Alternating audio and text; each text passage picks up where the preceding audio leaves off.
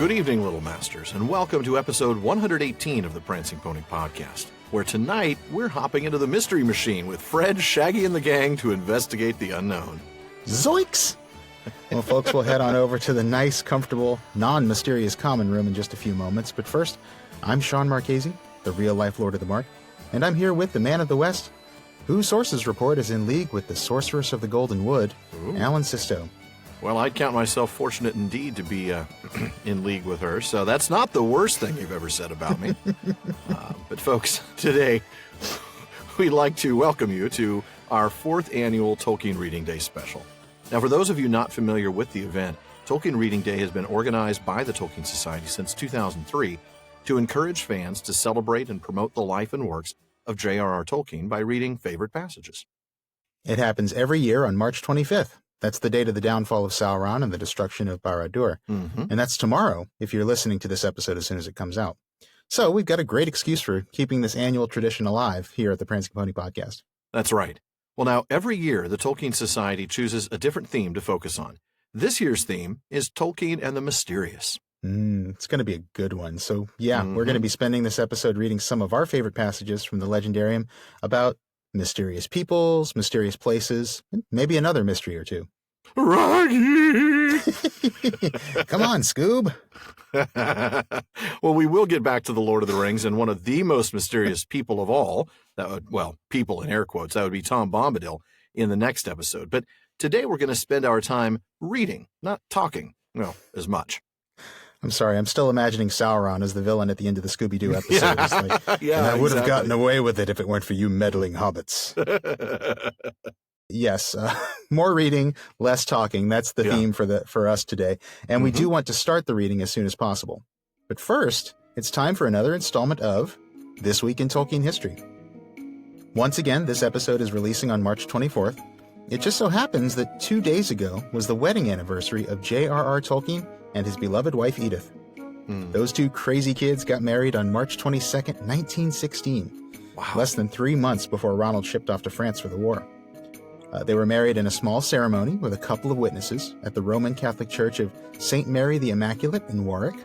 After the wedding, they traveled by train to the village of Clevedon in Somerset, where they spent a week on honeymoon, and they visited, get this, the caves at Cheddar Gorge, which would later inspire the glittering caves of Aglarond, behind Helm's Deep. Of course. Well, 25 years later, Ronald and Edith celebrated their silver wedding anniversary with, according to Skull and Hammond's chronology, a modest supper party attended by a number of their friends. Now, these included Hugo Dyson. Now, apparently that means no elves were invited because we know how he felt about them, as well as C.S. Lewis. Their daughter Priscilla was also there.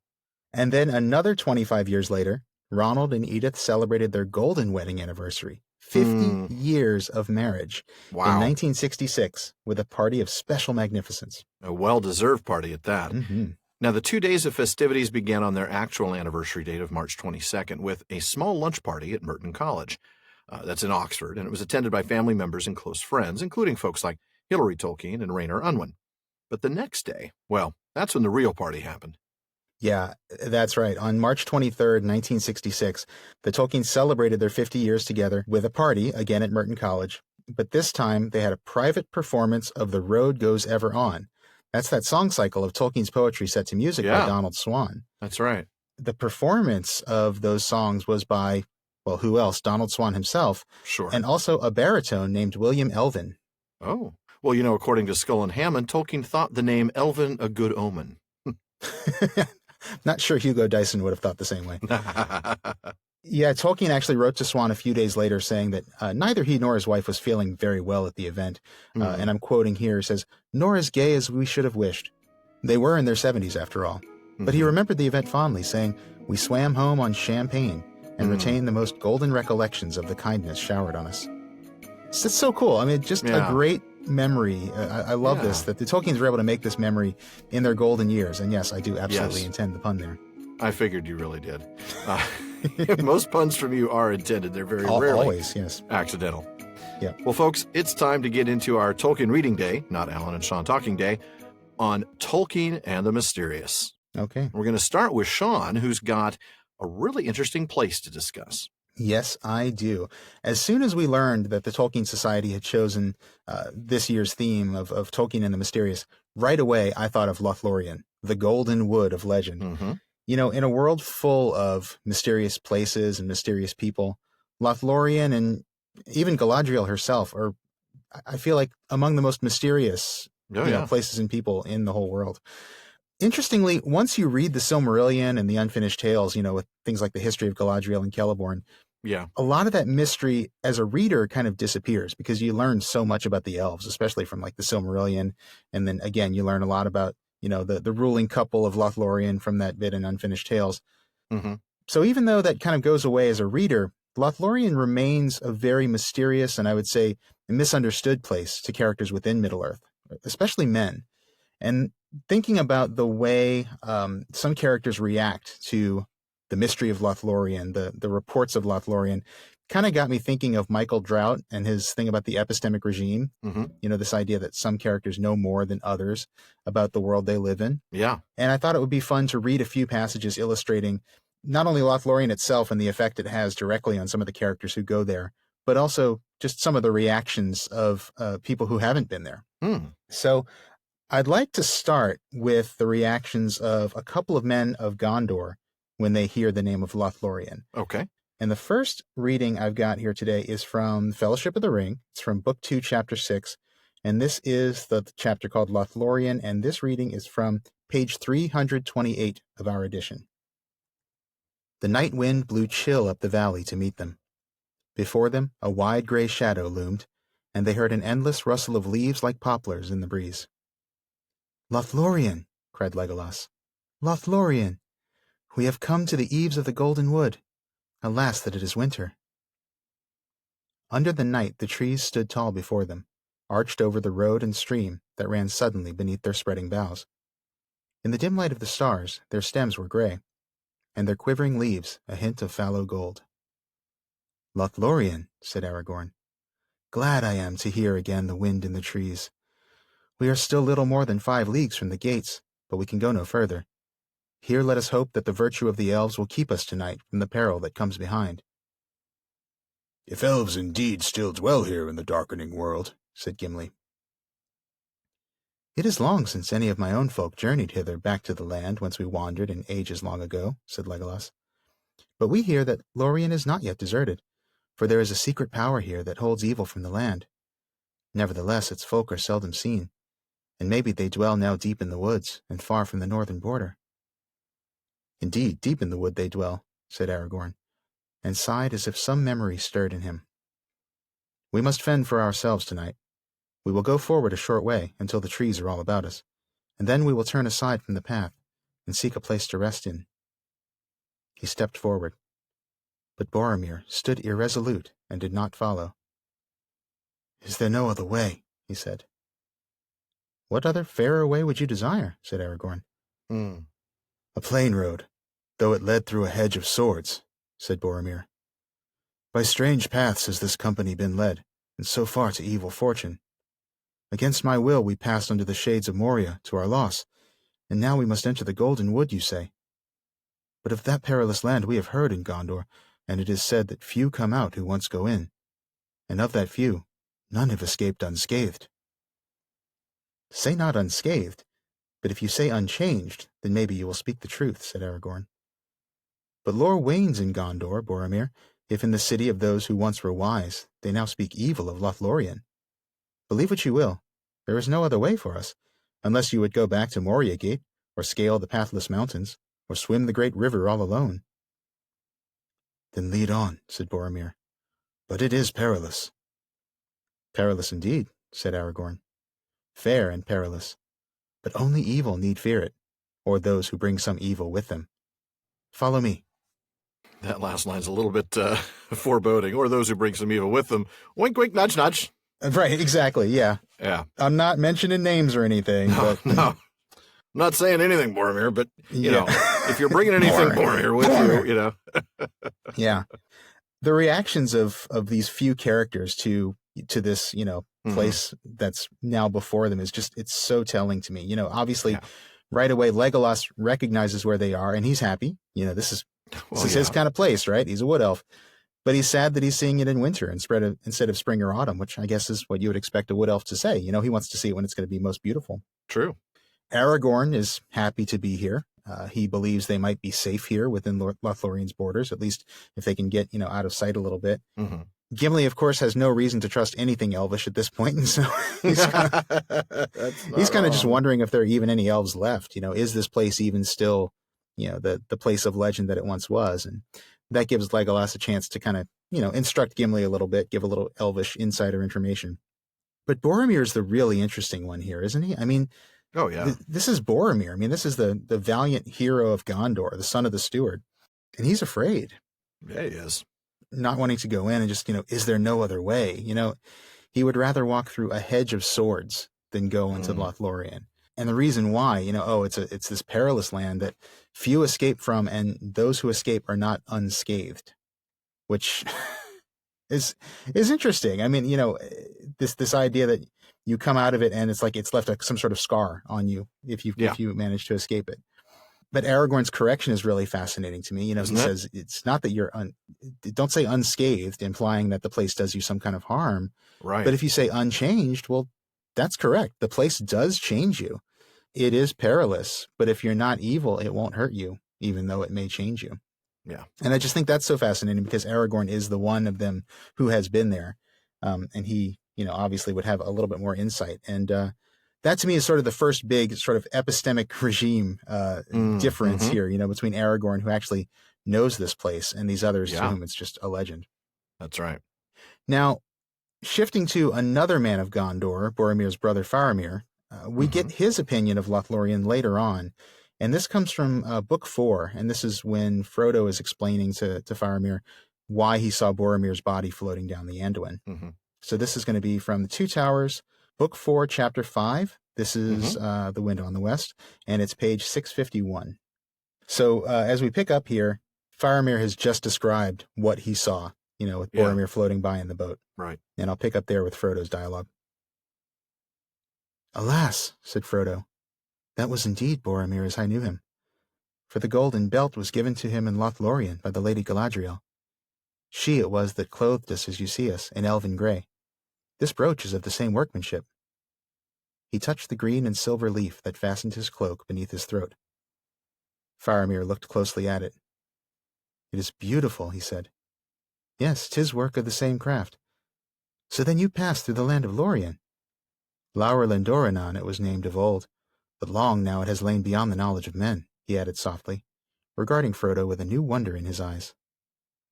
"Much that was strange about you I begin now to understand. Will you not tell me more? For it is a bitter thought that Boromir died within sight of the land of his home." "No more can I say than I have said," answered Frodo, "though your tale fills me with foreboding. A vision it was that you saw, I think, and no more. Some shadow of evil fortune that has been or will be. Unless indeed it is some lying trick of the enemy.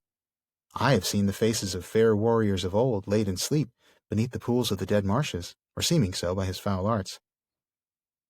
"Nay, it was not so," said Faramir. "For his works fill the heart with loathing, but my heart was filled with grief and pity." "Yet how could such a thing have happened in truth?" asked Frodo. "For no boat could have been carried over the stony hills from Tall Brandir, and Boromir purposed to go home across the Entwash in the fields of Rohan. And yet how could any vessel ride the foam of the great falls and not founder in the boiling pools, though laden with water?" "I know not," said Faramir, "but whence came the boat?" "From Lorien," said Frodo. "In 3 such boats we rowed down Anduin to the falls. They also were of elven work." "You passed through the hidden land," said Faramir, "but it seems that you little understood its power. If men have dealings with the mistress of magic who dwells in the Golden Wood, then they may look for strange things to follow. For it is perilous for mortal man to walk out of the world of this sun, and few of old came thence unchanged, 'tis said." "Boromir, oh Boromir," he cried, "what did she say to you, the lady that dies not? What did she see? What woke in your heart then?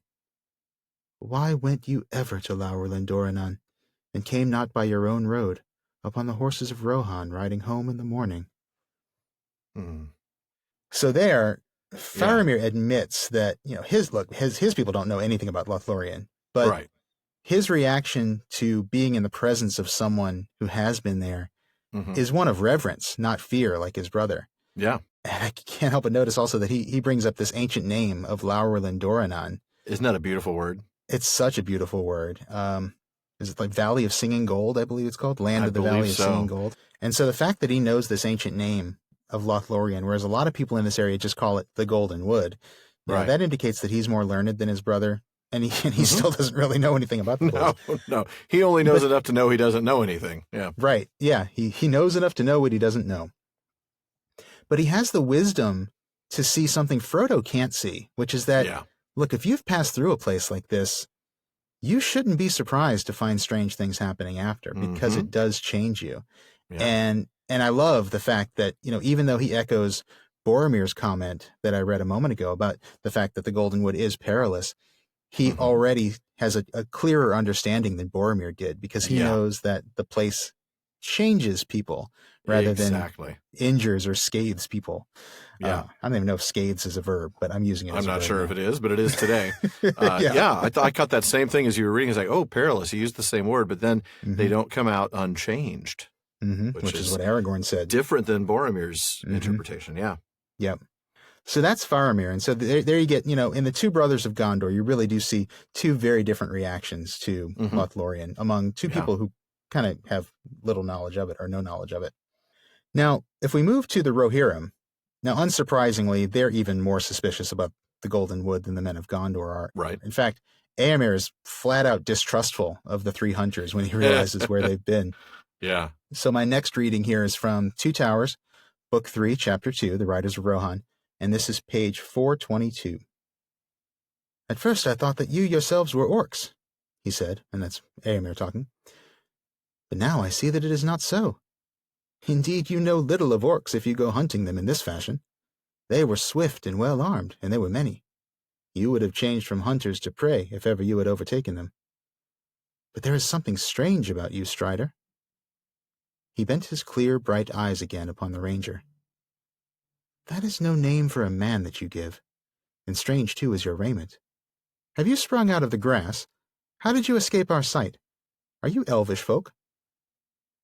No, said Aragorn. One only of us is an elf, Legolas from the woodland realm in distant Mirkwood. But we have passed through Lothlorien, and the gifts and favor of the lady go with us. The rider looked at them with renewed wonder, but his eyes hardened. Then there is a lady in the Golden Wood, as old tales tell, he said. Few escape her nets, they say. These are strange days. But if you have her favor, then you also are net weavers and sorcerers, maybe. He turned a cold glance suddenly upon Legolas and Gimli. Why do you not speak, Silent Ones? He demanded. It's a shame we don't get to go on, because I loved Gimli's response to that, but it has nothing to do with... I stopped there because I didn't want to fall into the trap of doing the John Rhys Davies thing. Oh, it'd be impossible not to. Such a classic line in the movies. Give me your name, Horsemaster, and I'll give you mine. Yeah, I know. That's a trap, but it's a sweet little honey trap. I mean, it is, I know, but it was like, well, it's going off on a tangent from my topic, so let me stop there. But I know. No, and I'll let Alan go on the tangent, is what you thought, yeah. No, it's great, because, I mean, that's what everybody's thinking. They're looking ahead to the next paragraph, like, I love this line coming up, but... So, could not be farther from Faramir's interpretation. Obviously, the Rohirrim are not as learned as the Gondorians. They don't have... Yeah. As much as the Gondorians have lost in lore, the Rohirrim really never had a lot of it. And so, you would expect them to maybe be a little bit more superstitious, a little bit more distrustful of outsiders. And so it's not a surprise. So even though there's still the rumor that few escape, but now it's few escape the nets of a net weaver and a sorcerer or sorceress. And hey, why are the elf and dwarf being so quiet anyway? It's like the whole thing just kind of smells fishy to Éomer. Yeah, exactly. And what's interesting to me about that is that not all the people of Rohan are like that. I'm going to read from Grima Wormtongue in a moment, and of course he's going to be he's got to be himself. Worse. Yeah. Well, yeah, his charming, lovely self. He's such a classy guy, that Grima Wormtongue. But before we get to Grima, I'm not going to read this next passage, but there is a moment when the heroes get to Meduseld and they meet Hama, the door ward of Theoden. Oh, yeah. And, they're all giving him the weapons. We all remember that scene from the movies too. Yeah. But, when Legolas hands him his gear, he says this came from the Golden Wood. And Hama is not distrustful. He's more just amazed. He's just like, whoa. Whoa. And I'm not going to read that passage. Let me use tongs to pick this up. I don't want to touch this with my bare skin. Let me get my elf gear tongs. Yeah. I only handle elf gear with approved elf gear tongs. I'm Hama. But so they get into Meduseld, and then I'm going to fall into another movie trap here because I've got another classic line coming up. So this is from Two Towers, Book 3, Chapter 6, The King of the Golden Hall, page 502. You get to read it this time, but when we get to this book in a few years, I'm going to want to read this part. Yeah, that's why I'm doing it now. And we are going to get to Gandalf speaking here. Yeah. The courtesy of your hall is somewhat lessened of late, Theoden, son of Thengel, said Gandalf. Has not the messenger from your gate reported the names of my companions? Seldom has any lord of Rohan received 3 such guests. Weapons they have laid at your doors that are worth many a mortal man, even the mightiest. Grey is their raiment, for the elves clad them, and thus they have passed through the shadow of great perils to your hall. Then it is true, as Eomer reported, that you are in league with the sorceress of the Golden Wood, said Wormtongue. It is not to be wondered at. Webs of deceit were ever woven in Dwemadine. Gimli strode a pace forward, but felt suddenly the hand of Gandalf clutch him by the shoulder, and he halted, standing stiff as stone. In Dwemadine, in Lorien, seldom have walked the feet of men. Few mortal eyes have seen the light that lies there ever, long and bright. Galadriel, Galadriel, clear is the water of your well. White is the star in your white hand. Unmarred, unstained is leaf and land. In Dwemadine, in Lorien, more fair than thoughts of mortal men. Thus Gandalf softly sang, and then suddenly he changed. Casting his tattered cloak aside, he stood up and leaned no longer on his staff, and he spoke in a clear, cold voice. The wise speak only of what they know, Grimo, son of Galmod. A witless worm have you become. Therefore be silent, and keep your forked tongue behind your teeth. I have not passed through fire and death to bandy crooked words with a serving man till the lightning falls. So here we see, Gimli has already been changed by his experience of Lothlorien. He's ready to rumble. Oh yeah, he's ready to rumble about that. He's about to step forward and give Wormtongue a little piece of his mind or his knuckles, or axe or something. Yeah. But Gandalf stops him, and he kind of plays the role that Aragorn played earlier, sort of correcting the ignorance of Grimo. Yeah. I don't know how much correcting he does, but he certainly tells him off. He does. But again, we see Wormtongue. Not only is Wormtongue just a bad dude, but we see that he has a great suspicion about Lothlorien and the difference between him and others around him. And how much of that might come through his influence from Saruman? I mean, that's a good Saruman point. hates Galadriel, because she wanted Gandalf to lead the White Council. That's true. That's a good point. So there could be a lot of that. A lot of that may not just be plain ignorance. It could actually misinformation. Be misinformation. Yeah, that's a good point. I mean, not that I'm excusing his behavior, mind you. No, of course. But I'm never defending Wormtongue. But it's definitely a step beyond what you might expect from even somebody like Eomer, who's suspicious, but he has good reason to be suspicious. Yeah. Wormtongue is just spiteful. Wormtongue's accusing her of sending spies, basically. This is not good. Yeah. So now we've seen a little bit about the reactions of people who haven't been there. Now I actually want to backtrack a little bit, and I want to read some of the passages that deal with the actual changes that the Fellowship experience, sort of how they become sort of learn more about Lothlorien sort of on their first night there. Sure. And so I'm going to go back to Fellowship of the Ring, Book 2, Chapter 7, The Mirror of Galadriel, and this is page 348. All right.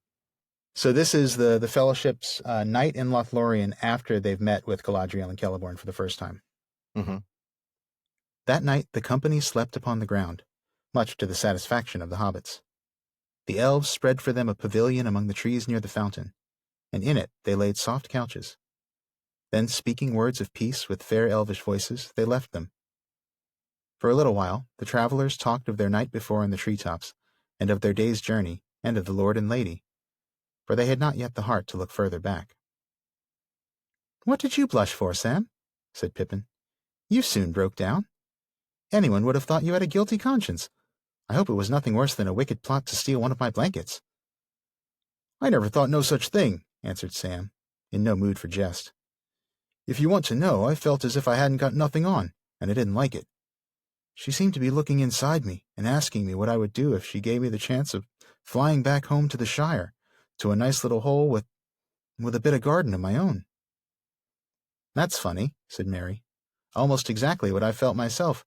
Only, well, I don't think I'll say any more," he ended lamely. All of them, it seemed, had fared alike. Each had felt that he was offered a choice between a shadow full of fear that lay ahead and something that he greatly desired. Clear before his mind it lay, and to get it he had only to turn aside from the road and leave the quest and the war against Sauron to others. "And it seemed to me, too," said Gimli, "that my choice would remain secret and known only to myself." "To me it seemed exceedingly strange," said Boromir. "Maybe it was only a test, and she thought to read our thoughts for her own good purpose. But almost I should have said that she was tempting us, and offering what she pretended to have the power to give. It need not be said that I refused to listen. The men of Minas Tirith are true to their word." But what he thought that the lady had offered him, Boromir did not tell. And as for Frodo, he would not speak, though Boromir pressed him with questions. "She held you long in her gaze, Ring-bearer," he said. "Yes," said Frodo. "But whatever came into my mind then, I will keep there." "Well, have a care," said Boromir. "I do not feel too sure of this elvish lady and her purposes." "Speak no evil of the Lady Galadriel," said Aragorn sternly. "You know not what you say. There is in her and in this land no evil, unless a man bring it hither himself. Then let him beware. But tonight I shall sleep without fear for the first time since I left Rivendell. And may I sleep deep, and forget for a while my grief. I am weary in body and in heart."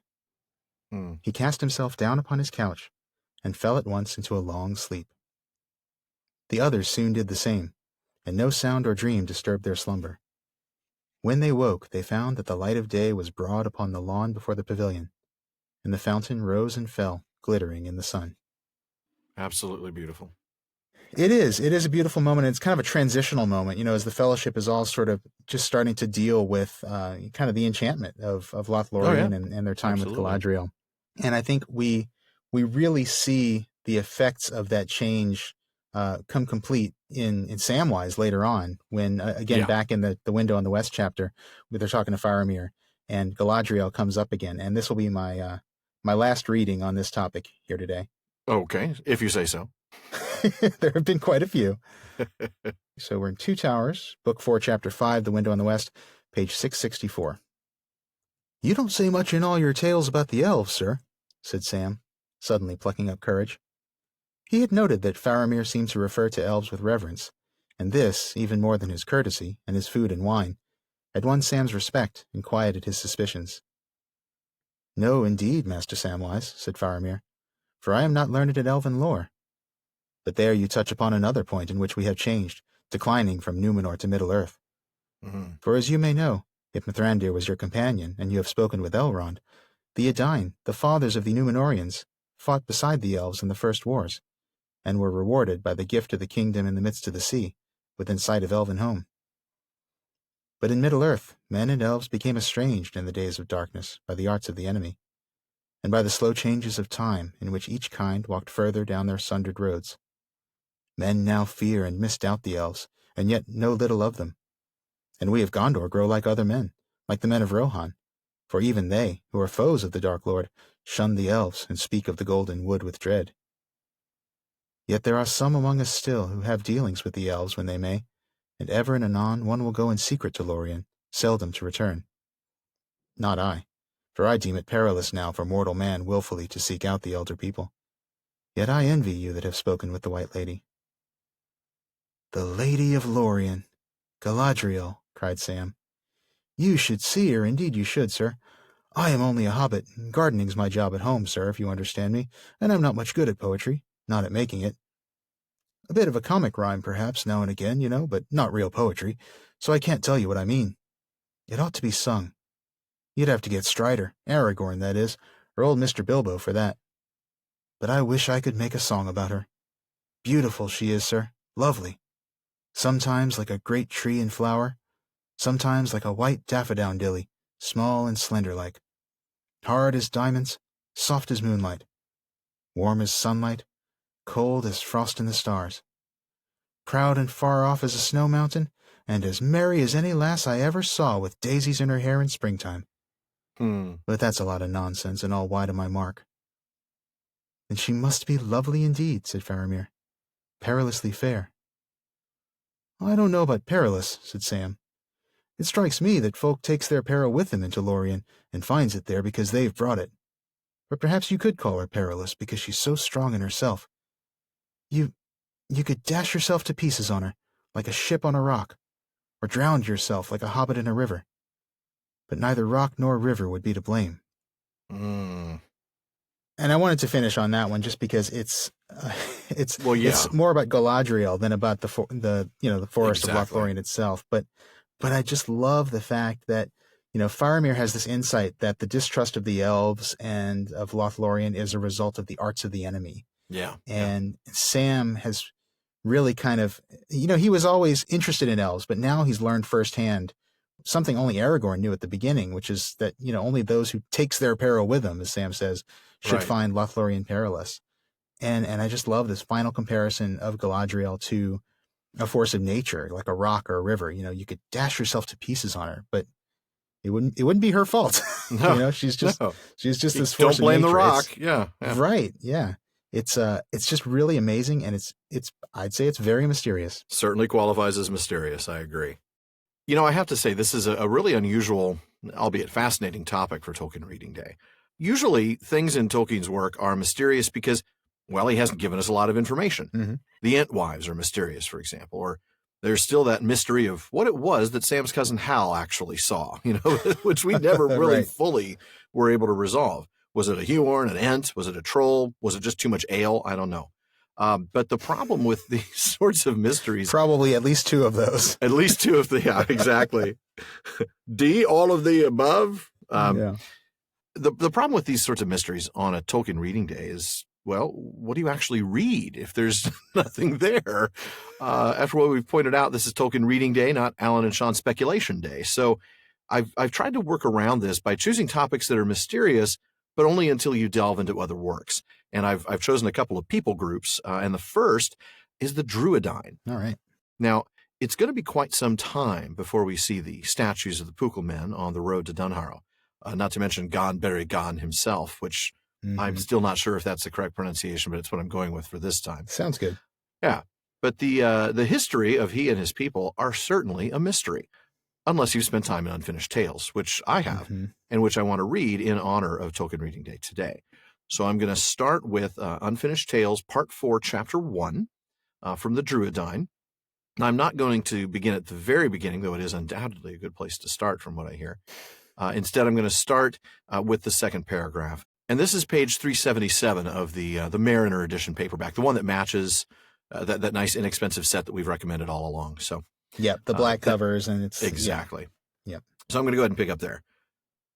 The strangest of all the customs of the folk of Haleth was the presence among them of people of a wholly different kind, the like of which neither the Eldar in Beleriand nor the other Atani had ever seen before.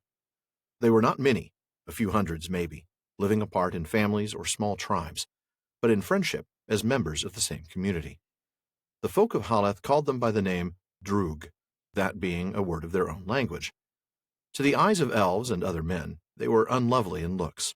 They were stumpy, some 4 foot high, but very broad, with heavy buttocks and short, thick legs. Their wide faces had deep-set eyes with heavy brows and flat noses, and grew no hair below their eyebrows, except in a few men, who were proud of the distinction, a small tail of black hair in the midst of the chin. Their features were usually impassive, the most mobile being their wide mouths, and the movement of their wary eyes could not be observed save from close at hand, for they were so black that the pupils could not be distinguished, but in anger they glowed red. Their voices were deep and guttural, but their laughter was a surprise.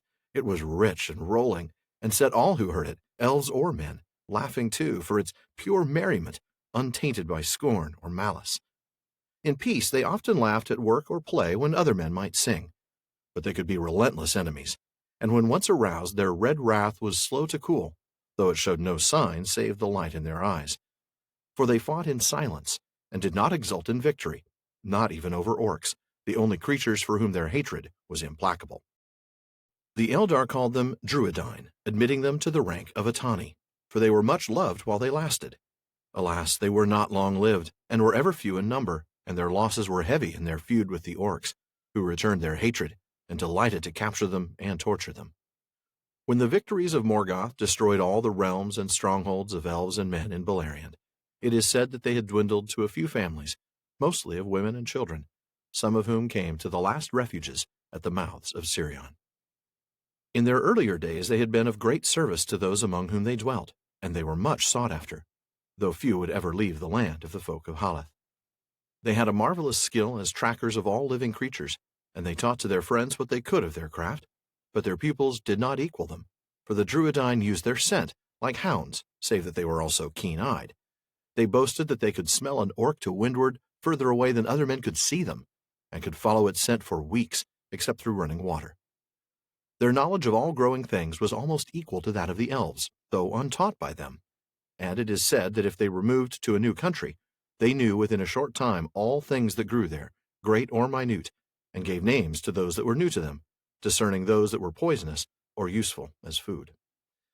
I'm going to be reading more, of course, but I want to stop there, give a little bit of commentary. I want to talk about the origin of the name. That Droog is their own word for themselves in their language. Interestingly, we really don't have any knowledge about their origins. You'll notice we know that they're men. They're not dwarves. They're not hobbits. Mm-hmm. They're not some different class of creatures altogether, but they're pretty radically different, biologically speaking, in terms of their build, in terms of their characteristics. Really fascinating, and that is a mystery. We just don't know. Mm-hmm. But there were a couple of other footnotes that I wanted to mention. I really love this footnote about their trip to Numenor. You know, there was that bit in the part I just read about them coming to the last refuges at the mouths of Sirion. In the Unfinished Tales, we get this wonderful footnote. In the annals of Numenor, it is said that this remnant was permitted to sail over sea with the Atani, and in the peace of the new land, throve and increased again, but took no more part in war, for they dreaded the sea. What happened to them later is only recorded in one of the few legends that survived the downfall, the story of the first sailings of the Numenorians back to Middle-earth, known as the Mariner's Wife. In a copy of this, written and preserved in Gondor, there is a note by the scribe on a passage in which the Druidine and the household of King Eldarion the Mariner are mentioned. It relates that the Druidine, who were ever noted for their strange foresight, were disturbed to hear of his voyages, foreboding that evil would come of them, and begged him to go no more. But they did not succeed, since neither his father nor his wife could prevail on him to change his courses, and the Druidine departed in distress. From that time onward, the Druidine of Numenor became restless, and despite their fear of the sea, one by one, or in twos and threes, they would beg for passages in the great ships that sailed to the northwestern shores of Middle-earth. If any asked, "Why would you go, and whither?" they answered, "The great isle no longer feels sure under our feet, and we wish to return to the lands whence we came." Thus their numbers dwindled again slowly through the long years, and none were left when Elendil escaped from the downfall. The last had fled the land when Sauron was brought to it. And then there's an additional note from Christopher Tolkien. There is no trace, either in the materials relating to the story of Aldarion and Erendis, or elsewhere, of the presence of Druidine in Numenor apart from the foregoing, save for a detached note which says that the Edain who at the end of the War of the Jewels sailed oversea to Numenor contained few remnants of the folk of Haleth, and the very few Druidine that accompanied them died out long before the downfall. It's interesting enough to think that they were counted among the Edain, in terms of what they were called, Right. adding Edain to their own word Droog to come up with this word Druedain for them. Mm-hmm. But it's even more interesting to find that they actually were allowed to go to Numenor, and they actually went. And they did. You're right. It seems like, knowing what we know of them from like Return of the King, you wouldn't think that they would have done that. But yeah. No, they don't seem like high men, right? Right. And they don't seem like, they seem to like to keep to themselves. They seem very insular. Very isolated, very self. Yeah. Yeah, it's really fascinating. So that's really fascinating. And as you were reading that, I was thinking, like, is this mentioned in the story of Eldarion and Arendis that's in this book? But then, of course, Christopher Tolkien tells us it's not. It's not. No. Yeah. And I love this. There's so much frame narrative here that note is really only on one copy, and it's from a scribe, and it's preserved in Gondor. so no, you're not going to find it in the actual tale of Eldarion and Arendis, which, by the way, I cannot wait to get to in season, what did we figure, 9? 9, I think. Yeah. Yeah, that'll be 9. So that'll be a ways off, but that's going to be great. But boy, was this little prophetic statement here that the great isle no longer feels sure under our feet, and we wish to return to the lands whence we came. Wow, They knew. Some foresight. They definitely knew, and they were getting out of there. That is pretty amazing. And there was one other little thing, I think, maybe two, but there was one I really wanted to mention. The line there about how they're sought after because of their skill as trackers. There is a note there that tells us, a few lived in the household of Hurin of the house of Hador, for he had dwelt among the folk of Haleth in his youth and had kinship with their lord. Christopher Tolkien goes on to say that on the relationship of Hurin to the folk of Haleth, see the Silmarillion, then he says this, and this is why I wanted to bring this up. It was my father's intention ultimately to transform Sador, the old serving man in Hurin's house in Dorloman, into a Droog. Wow, that is interesting. It really fits. I mean, he gives that sort of real earthy wisdom, and he gives. He's very good at carving, which is something we'll see here shortly. That's one of their big skills. Yeah. It would have been a really interesting thing, but yeah. Wow, that's very interesting. Yeah, amazing depths. I'm going to go ahead and skip most of another footnote, but I want to mention part of it. This was a little bit about the dwellings. Christopher Tolkien notes that at a later point in this essay, talking about the Druedain, that it told something of their dwellings. And he says, living among the folk of Haleth, who were a woodland people, they were content to live in tents or shelters, lightly built round the trunks of large trees, for they were a hardy race. In their former homes, according to their own tales, they had used caves in the mountains, but mainly as storehouses, only occupied as dwellings and sleeping places in severe weather. They had similar refuges in Beleriand, to which all but the most hardy retreated in times of storm or bitter winter. But these places were guarded, and not even their closest friends among the folk of Haleth were welcomed there.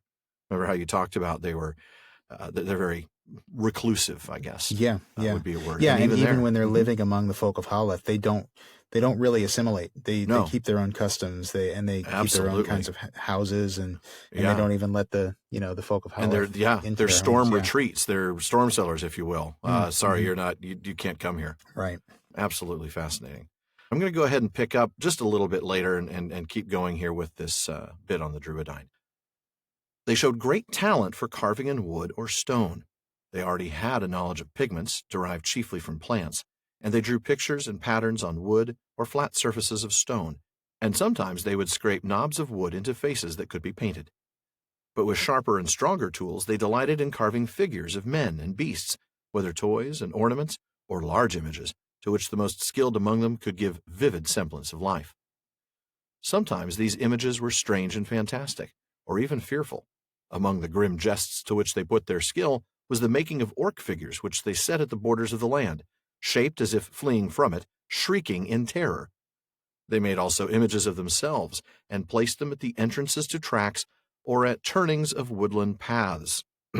Hint, hint, wink, wink, nudge, nudge. For those who have only read The Return of the King.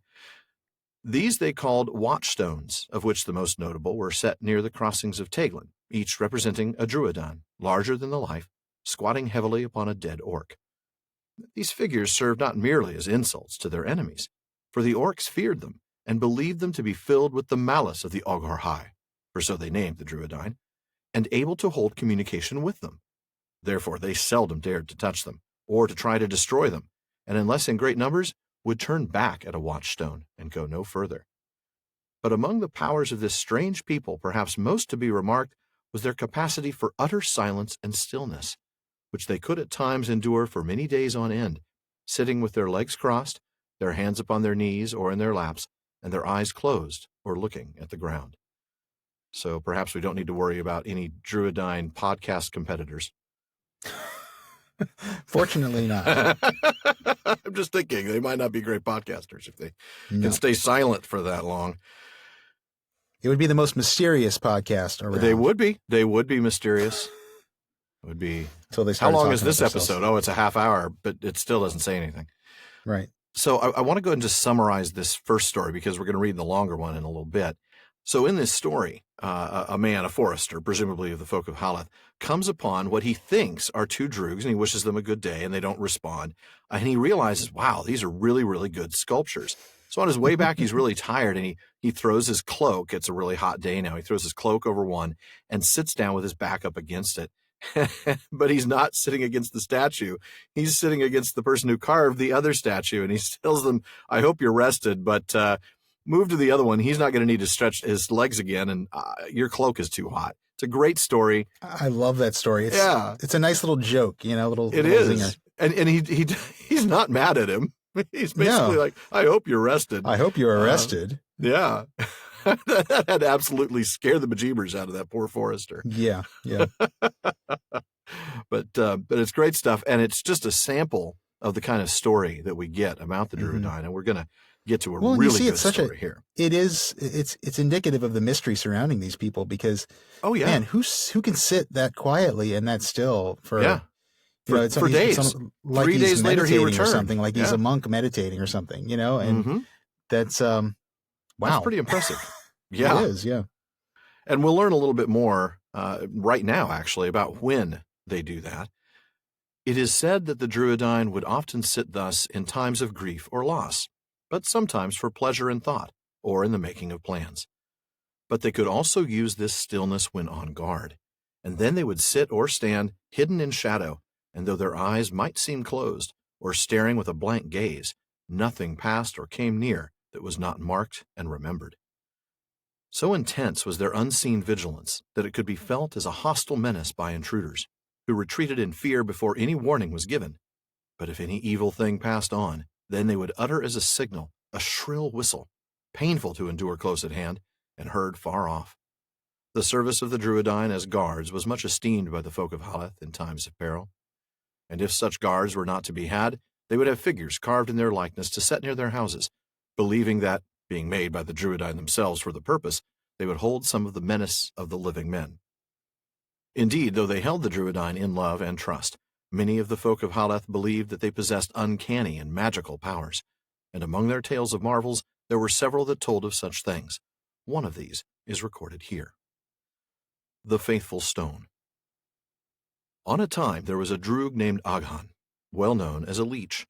He had a great friendship with Barak, a forester of the folk, who lived at a house in the woods 2 miles or more from the nearest village.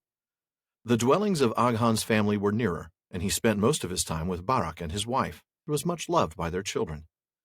There came a time of trouble, for a number of daring orcs had secretly entered the woods nearby, and were scattered in 2s and 3s, waylaying any that went abroad alone, and at night attacking houses far from neighbors. The household of Barak were not much afraid, for Aghan stayed with them at night and kept watch outside. But one morning he came to Barak and said, "Friend, I have ill news from my kin, and I fear I must leave you a while. My brother has been wounded, and he lies now in pain and calls for me, since I have skill in treating orc wounds. I will return as soon as I may."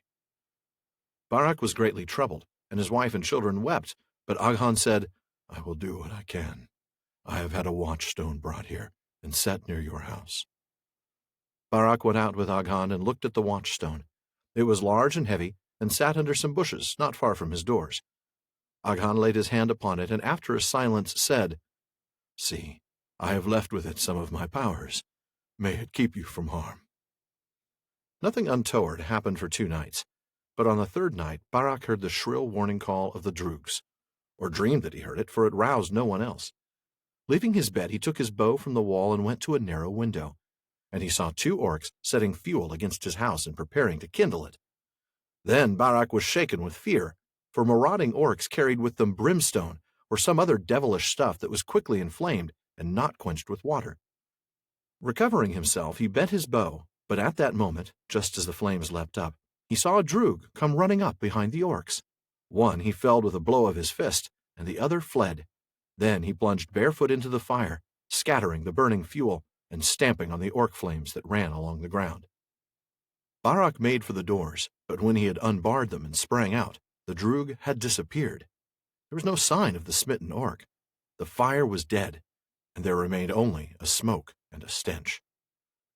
Barad went back indoors to comfort his family, who had been roused by the noises and the burning reek. But when it was daylight, he went out again and looked about. He found that the watchstone had gone, but he kept that to himself. Tonight I must be the watchman, he thought. But later in the day, Aghan came back and was welcomed with joy. He was wearing high buskins, such as the droogs sometimes wore in hard country, among thorns or rocks, and he was weary. But he was smiling and seemed pleased, and he said, "I bring good news. My brother is no longer in pain and will not die, for I came in time to withstand the venom. And now I learn that the marauders have been slain, or else fled. How have you fared?" "We are still alive," said Barad, "but come with me, and I will show you and tell you more." Then he led Aghan to the place of the fire and told him of the attack in the night. "The watchstone has gone. Orc work, I guess. What have you to say to that?" "I will speak when I have looked and thought longer," said Aghan. And then he went hither and thither scanning the ground, and Barad followed him. At length Aghan led him to a thicket at the edge of the clearing in which the house stood. There the watchstone was, sitting on a dead orc, but its legs were all blackened and cracked, and one of its feet had split off and lay loose at its side. Aghan looked grieved, but he said, "Ah, well, he did what he could, and better that his legs should trample orc fire than mine." Then he sat down and unlaced his buskins, and Barad saw that under them there were bandages on his legs. Aghan undid them. "They are healing already," he said. "I had kept vigil by my brother for 2 nights, and last night I slept. I woke before morning came, and I was in pain, and found my legs blistered. Then I guessed what had happened. Alas, if some power passes from you to a thing that you have made, then you must take a share in its hurts." What a tale! That is such a cool story. Isn't I love that story. awesome? Absolutely love that story. That is such just a rich story, and it speaks to an incredible magical power, doesn't it? Mm-hmm. Yeah. I mean, this A is power that something we cannot else. even really begin to explain. No, but somehow these statues become sentient. Yeah. Yeah. Power passes from him to something he's made. And they're able to move and chase, and I mean, that is something else. Yeah. I mean, that orc was fleeing, and now he's dead. Yeah. Killed by a statue or a representation or an avatar of Mhm. some sort. But there is one interesting footnote that kind of speaks to this, though. Right at the end of this, Christopher Tolkien says, "Of this story my father remarked, the tales, such as the Faithful Stone, that speak of their transferring part of their powers to their artifacts, remind one in miniature of Sauron's transference of power to the foundations of the Barad-dûr and to the ruling ring." That is interesting. Yeah. And that last line about you put power into this thing you've made, you must take a share in its hurts, speaks very strongly to that, doesn't it? Yeah, I mean, I think it does. I mean, because you've And got... that's what weakens Sauron at the very end of all of this. Yeah, You know? yeah, that's true. Destroying the ring is going to weaken him, just as damage to this statue, this, Yeah. I don't know, living, but walking statue, actually injures the man who's created it. That's fascinating. And yet nowhere near as badly as it would have it had he had to do it himself. I mean, he says as much when he says it's better that the statue's legs, that his legs should trample orc fire than mine. Mm-hmm. This really is a mystery. I mean, we're learning more about the Druidine, but what we're learning is that they have an incredibly mysterious power in this ability. And we're learning that there are things in Middle-earth that we are just never going to understand completely. We may read the Silmarillion, we may read the Unfinished Tales, everything in the history of Middle-earth, but there are always going to be some mysteries. That is true. In Middle-earth, and that's really powerful. It really is. Powerful as a reader, I think. I think so. You know, that you can go so deep into this world, and there's still there's still mysteries to think about. Mm-hmm. Like it makes Mr. you realize Tom how Bombadil. deep the world is. Right, yeah, Tom Bombadil. Big example. Yep. So I'm going to read one last section here in the further notes portion to kind of give an idea of their location and of Third Age stuff, since we've, that's obviously an older tale that we just read. So Christopher Tolkien starts by saying, only once in an isolated note is anything said explicitly concerning the relationship between the Druidine of Beleriand in the First Age, who guarded the houses of the folk of Haleth in the forest of Brethil, and the remote ancestors of Gan-Beri-Gan, who guided the Rohirrim down the Stonewain Valley on their way to Minas Tirith, or the makers of the images on the road to Dunharrow.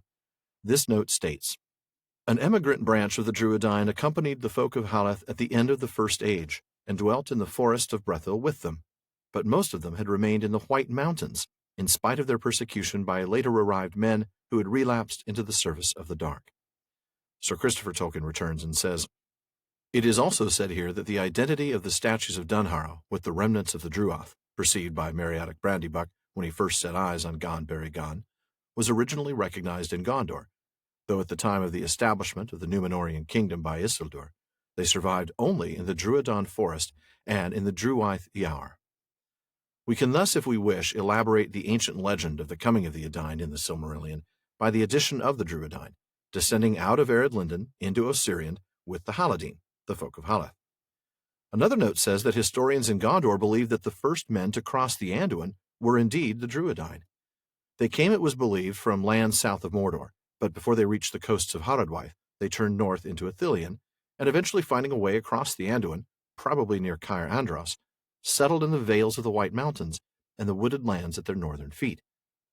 They were a secretive people, suspicious of other kinds of men by whom they had been harried and persecuted as long as they could remember, and they had wandered west seeking a land where they could be hidden and have peace. But nothing more is said, here or elsewhere, concerning the history of their association with the folk of Haleth. In an essay cited previously on the names of rivers in Middle-earth, there is a glimpse of the Druidine in the Second Age. It is said here that the native people of Enedwaith, fleeing from the devastations of the Númenóreans along the course of the Gwathlo, did not cross the Isen nor take refuge in the great promontory between Isen and Lefnui that formed the north arm of the Bay of Belfalas, because of the Pukelmen, who were a secret and fell people, tireless and silent hunters, using poisoned darts. They said that they had always been there, and had formerly lived also in the White Mountains. In ages past they had paid no heed to the great Dark One, Morgoth, nor did they later ally themselves with Sauron, for they hated all invaders from the east. From the east, they said, had come the tall men who drove them from the White Mountains, and they were wicked at heart. Maybe even in the days of the War of the Ring, some of the Drew folk lingered in the mountains of Andrast, the western outlier of the White Mountains, but only the remnant in the woods of Anorian were known to the people of Gondor. So there's even more mysterious. I mean, Yeah. there's even more of them possibly, but we don't know. It's really interesting stuff. I mean, these people, fascinating people, still, of course, a mystery to others in Middle-earth. Definitely. Especially in the Third Age. I mean, total mystery, even if we've learned a lot about them today. Secretive and suspicious, though admittedly for good reason, they aren't really on the stage of the history of Middle-earth, except for one very important moment that we'll get to in a few years' time. Yeah. And like you said a little while ago, that depth and knowing that they're out there and knowing that there are some mysteries that are unsolved in Middle-earth really does make the world feel bigger, doesn't it? Rich, yeah, it really does. I'm always bugged by, world building in science fiction or fantasy that tries to explain every single thing, and there's just no mysteries left. And it really does make the world smaller. It flattens the world. It really does. It makes it two-dimensional. It does. If you do have your map handy, though, if you look at the Bay of Belfalas, you look at the peninsula that forms the northern arm, that's Andrast right there. And you can see what looks like a mountain range that's part of the White Mountains, that runs kind of north-south or more like north to the southwest. And that would be the area that we were just talking about a moment ago, like a separate branch of the Drew people. Right. Very, very far to the west. I love that because it's a part of the map that we never get to. And so, of course, there's going to be stuff there. Yeah, that's what's so amazing. There's so much to this map, and yet there's always something else to be found. Yep. I love that. That's great. Yep. But speaking of the White Mountains, you've got something near the same area. I do have something near the same area. Yeah. My second passage tonight is about another mysterious place that's feared by the people nearby, and that is the Paths of the Dead. For good reason, I might add. Yeah. With a name like Paths of the Dead, it's going to be feared. It sounds a lot more ominous than Golden Wood, I would say. Well, let's see. We're looking at two homes today. The first is near One the is Paths of the Goldenwood Dead, adjacent. and one is near Goldenwood. I don't know, honey. I mean, the Paths of the Dead, it has the space we need. Yeah, that's true. And look at the kitchen. But recently remodeled, yeah. But unlike Lothlorien, we really don't hear anything about the Paths of the Dead until the chapter it appears in. So all of the readings that I've got here on the Paths of the Dead are from the same chapter. It's Return of the King, Book 5, Chapter 2, The Passing of the Grey Company. Right. And I'll be reading a couple of longer passages here. I won't have to stitch together quite as many things. So we'll go ahead and start in that chapter. Really, it first shows up right after the Dunedain arrive in Rohan looking for Aragorn. Remember, you get Halbarad and the rangers that come with him, and also Elrond's sons, Elladan and Elrohir, are with them. And Elrohir brings a message to Aragorn from his father. Okay. And this is on page 758 of our Mariner edition. All right. And this is a really short reading, but I just want you to see Aragorn's reaction when Elrohir mentions this name. Then the riders set out again, and Aragorn for a while rode with the Dunedain. And when they had spoken of tidings in the north and in the south, Elrohir said to him, I bring word to you from my father. The days are short. If thou art in haste, remember the Paths of the Dead. Always my days have seemed to me too short to achieve my desire, answered Aragorn. But great indeed will be my haste ere I take that road. That will soon be seen, said Elrohir. But let us speak no more of these things upon the open road. So right away, Aragorn's reaction tells us that this is a place that should be legitimately feared. You know, Aragorn has traveled all over the place. We've never really seen him too scared of anything, but this is a place that he would not go unless his need for haste were great indeed. True. And we don't see him really make up his mind to take the Paths of the Dead until a little bit later in the chapter, about 3 pages on, when he realizes, I guess my need for haste is a little bit greater than Theoden's, so let me go do this. Just a bit, yeah. And so he speaks to the king, and Éomer is there as well, and we see exactly what Theoden and Éomer think of his plan. This is on page 761, starting with Aragorn's dialogue. Right. I am troubled in mind, lord, he said, standing by the king's horse. I have heard strange words, and I see new perils far off. I have labored long in thought, and now I fear that I must change my purpose. Tell me, Theoden, you ride now to Dunharrow. How long will it be ere you come there? It is now a full hour past noon, said Éomer. Before the night of the 3rd day from now we should come to the hold. The moon will then be 2 nights past as full, and the muster that the king commanded will be held the day after. More speed we cannot make, if the strength of Rohan is to be gathered. Aragorn was silent for a moment. 3 days, he murmured, and the muster of Rohan will only be begun. But I see that it cannot now be hastened. He looked up, and it seemed that he had made some decision. His face was less troubled. Then by your leave, lord, I must take new counsel for myself and my kindred. We must ride our own road, and no longer in secret. For me the time of stealth has passed. I will ride east by the swiftest way, and I will take the Paths of the Dead. The Paths of the Dead, said Theoden, and trembled. Why do you speak of them? Éomer turned and gazed at Aragorn, and it seemed to Merry that the faces of the riders that sat within hearing turned pale at the words. If there be in truth such paths, said Theoden, their gate is in Dunharrow, but no living man may pass it. Alas, Aragorn, my friend, said Éomer, I had hoped that we should ride to war together, but if you seek the Paths of the Dead, then our parting is come, and it is little likely that we shall ever meet again under the sun. That road I will take none the less, said Aragorn, but I say to you, Éomer, that in battle we may yet meet again, though all the hosts of Mordor should stand between. You will do as you will, my lord Aragorn, said Theoden. It is your doom, maybe, to tread strange paths that others dare not. This parting grieves me, and my strength is lessened by it. But now I must take the mountain roads and delay no longer. Farewell. Aragorn clearly doesn't want to do it, but he knows he has to. And right. Even though, the other two think he's doomed, they understand he has to do what he has to do. We get another reaction when Éowyn hears about his plan. Well, and she actually tries to talk him out of it. Of course she does. Having a she little doesn't have bit any of a vested ulterior interest. motives, right? Yeah. Yeah. bit of a vested interest in seeing Aragorn's face again someday. Preferably not on the battle banner of an orc.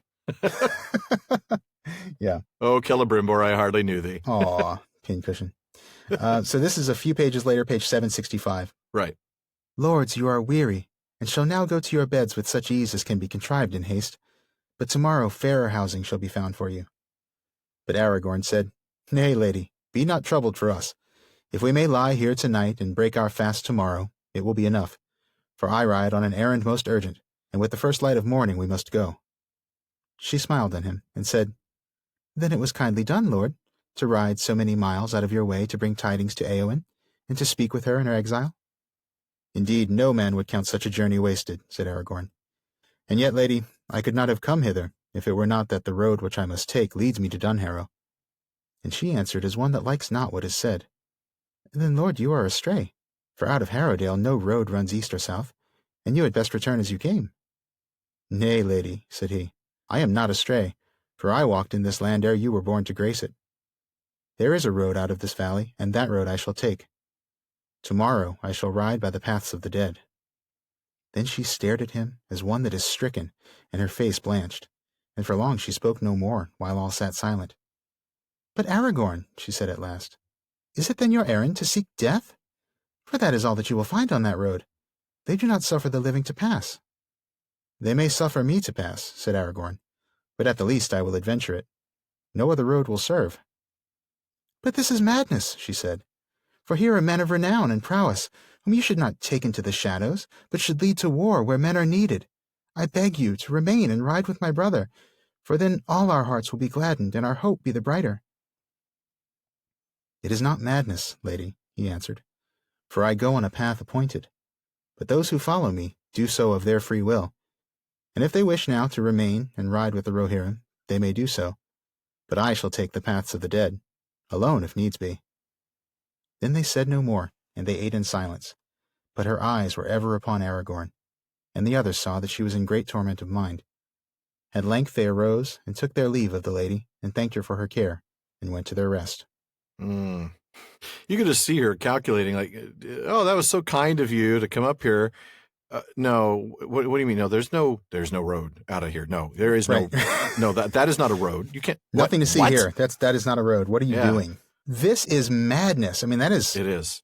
That's what she says. This is madness. Yeah. That's she's telling him straight up. Don't throw your life away. I mean, don't throw your life away like this. You know, we need you, especially when we need you. Right? Exactly. Yeah, exactly. And all these, these strong warriors that are with you. I mean, this is like 35, 36 guys that are here, right? 30 rangers, and then the two sons of Elrond, and then Aragorn, Legolas, and Gimli. So yeah, those are some guys. Pretty renowned warriors. Yeah. Yes, absolutely. 35 heroes, not just warriors, but heroes. Yeah. And we need those guys on the battlefield.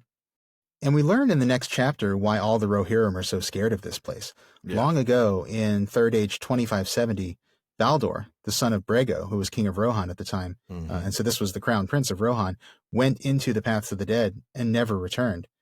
Theoden actually says in the next chapter, a rash vow he spoke as he drained the horn at that feast which Brego made to hallow new bit Melgiseld, and he came never to the high seat of which he was the heir.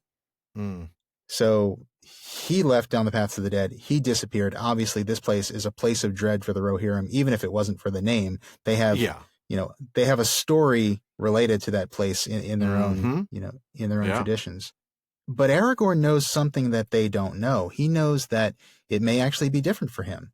This is a path appointed to him. And as Isildur's heir, he does, he thinks, have the authority to pass. He hopes, fingers crossed. I mean, that's, Here goes nothing. Hold my beer. Yeah, exactly. Hold my beer. All right.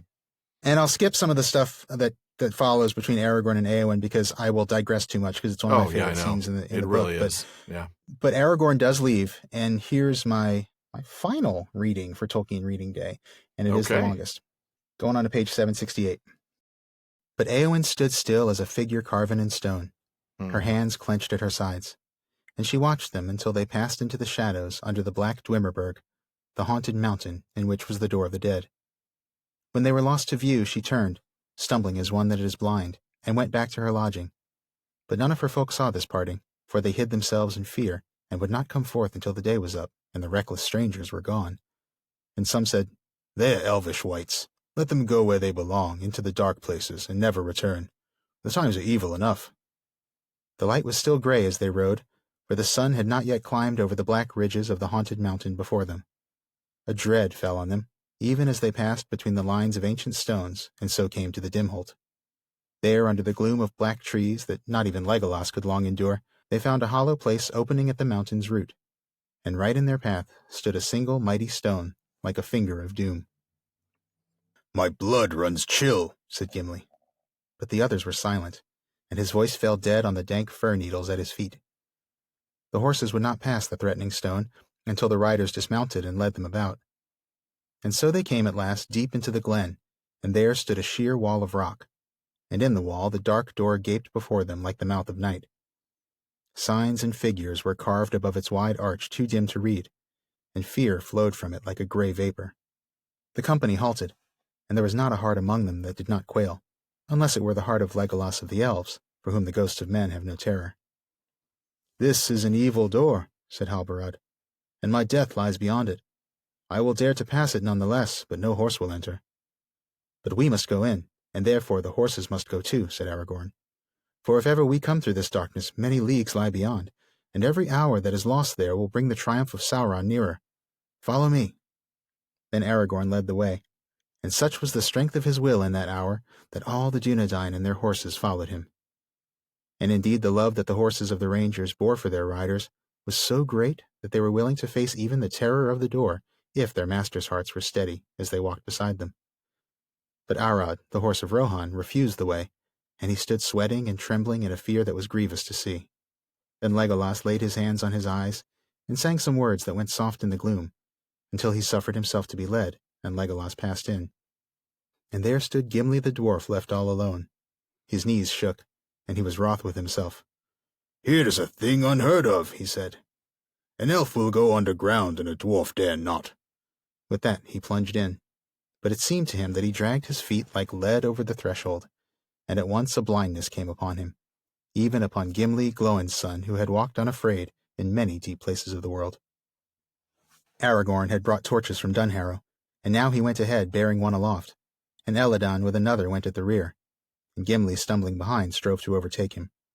He could see nothing but the dim flame of the torches, but if the company halted, there seemed an endless whisper of voices all about him, a murmur of words in no tongue that he had ever heard before. Nothing assailed the company nor withstood their passage, and yet steadily fear grew on the dwarf as he went on, most of all because he knew now that there could be no turning back. All the paths behind were thronged by an unseen host that followed in the dark. So time unreckoned passed, until Gimli saw a sight that he was ever afterwards loath to recall. The road was wide as far as he could judge, but now the company came suddenly into a great empty space, and there were no longer any walls upon either side. The dread was so heavy on him that he could hardly walk. Away to the left, something glittered in the gloom as Aragorn's torch drew near. Then Aragorn halted and went to look what it might be. "Does he feel no fear?" muttered the dwarf. "In any other cave, Gimli, Glóin's son, would have been the first to run to the gleam of gold, but not here. Let it lie." None the less he drew near, and saw Aragorn kneeling, while Elladan held aloft both torches. Before him were the bones of a mighty man. He had been clad in mail, and still his harness lay there whole, for the cavern's air was as dry as dust, and his hauberk was gilded. His belt was of gold and garnets, and rich with gold was the helm upon his bony head, face downward on the floor. He had fallen near the far wall of the cave, as now could be seen, and before him stood a stony door closed fast. His finger bones were still clawing at the cracks. A notched and broken sword lay by him, as if he had hewn at the rock in his last despair. Aragorn did not touch him, but after gazing silently for a while he rose and sighed. "Hither shall the flowers of Cymbalmuna come never unto world's end," he murmured.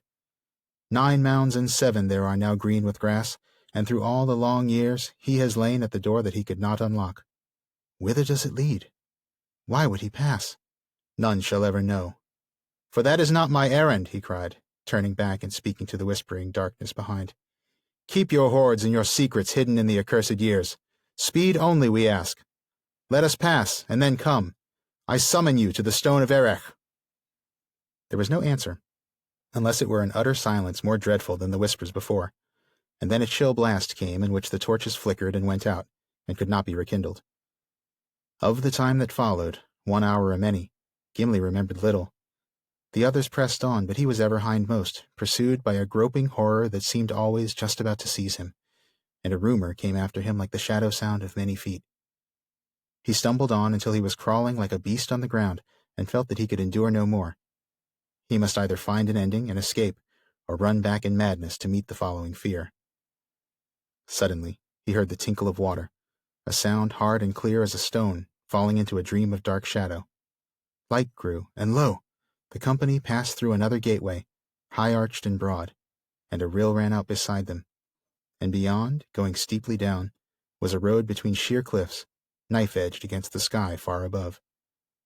So deep and narrow was that chasm that the sky was dark, and in it small stars glinted. Yet as Gimli after learned, it was still 2 hours ere sunset of the day on which they had set out from Dunharrow, though for all that he could then tell, it might have been twilight in some later year, or in some other world. The company now mounted again, and Gimli returned to Legolas. They rode in file, and evening came on in a deep blue dusk, and still fear pursued them.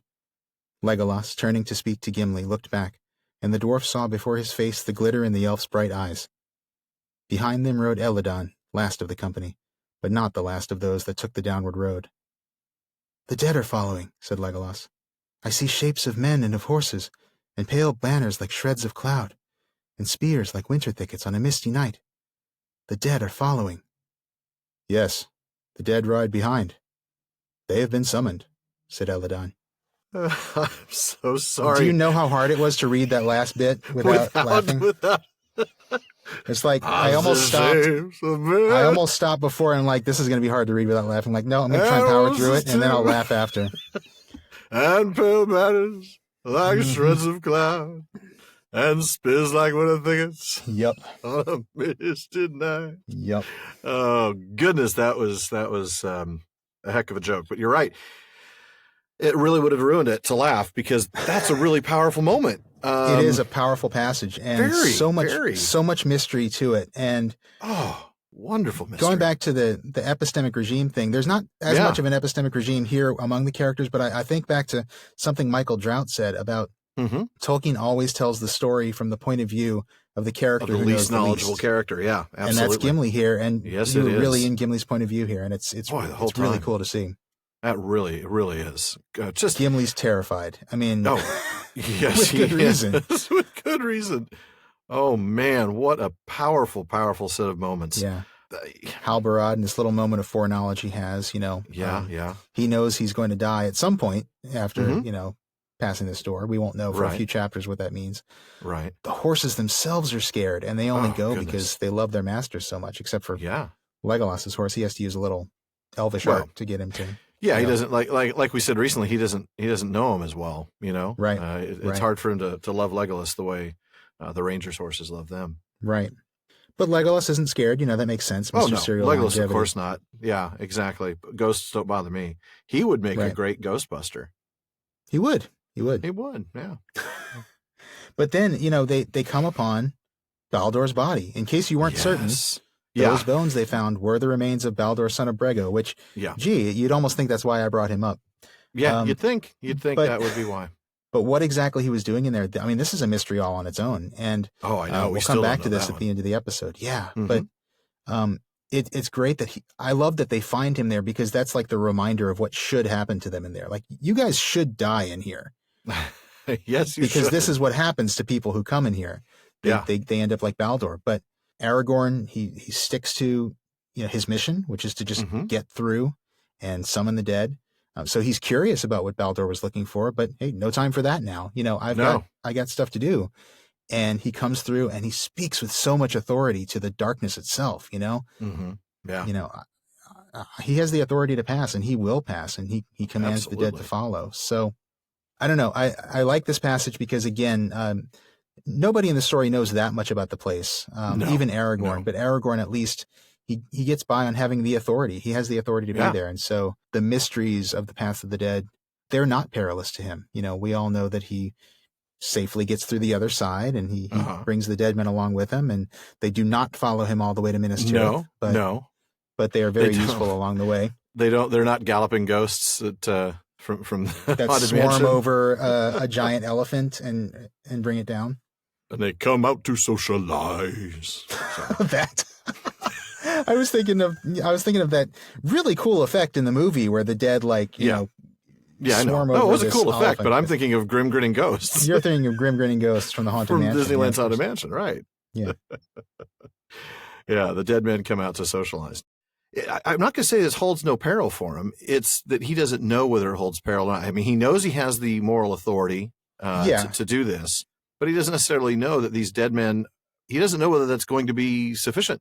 No, that's true. He doesn't know that. But, he survives it because he has the authority and because he sticks to his purpose. I think if he had... Oh, if he had gone off to see what Baldur was interested in, there is a moment of temptation there. Oh, I'm sure there is. If he decided to go investigate that mystery, Scoob, who knows what would happen to him? Yeah, you're right. But he doesn't. You're right. He sticks to his purpose, and that's what I mean by it holds no peril. You're right. There is peril there. He gets through it because of the strength of his will and his authority. Yeah, you're absolutely right. That was a great set of readings. I love that location, and I think it is indeed one of the most mysterious places. And of course, it remains one of the most mysterious places because we still, even with all that, know very little about it. Yeah. For my second reading, I have to say I picked something that's not going to seem very mysterious at all on first glance. The Rohirrim don't qualify as mysterious since we know a lot about them from the Lord of the Rings, but I dare say a lot of folks out there haven't read of their origins, where they came from, how they ended up as the Rohirrim, how they came to live in the land that they possess at the end of the Third Age, and how they became allied with Gondor. Now, like my earlier discussion of the Druidine, this all is going to come from, well, almost all, from Unfinished Tales, which if you've not read, clearly you really should. So I'm going to go ahead and start in Part 3, Chapter 2, Cirion, and how did we decide? Earl. I Earl. think is how we're saying it. Yeah. This is a tricky one. If we've got it wrong, you certainly are free to let us know, but we're going to try to get it consistently wrong. Definitely. Some of our listeners out there who are up on their Germanic or Old English philology, let us know. We think it's Errol, but... Errol, yeah. The Eotheod were first known by that name in the days of King Kalamatar of Gondor, who died in the year 1936 of the Third Age, at which time they were a small people living in the Vales of Anduin, between the Carrack and the Gladden Fields, for the most part on the west side of the river. They were a remnant of the Northmen, who had formerly been a numerous and powerful confederation of peoples living in the wide plains between Mirkwood and the River Running, great breeders of horses and riders renowned for their skill and endurance, though their settled homes were in the eaves of the forest, and especially in the East Bight, which had largely been made by their felling of trees.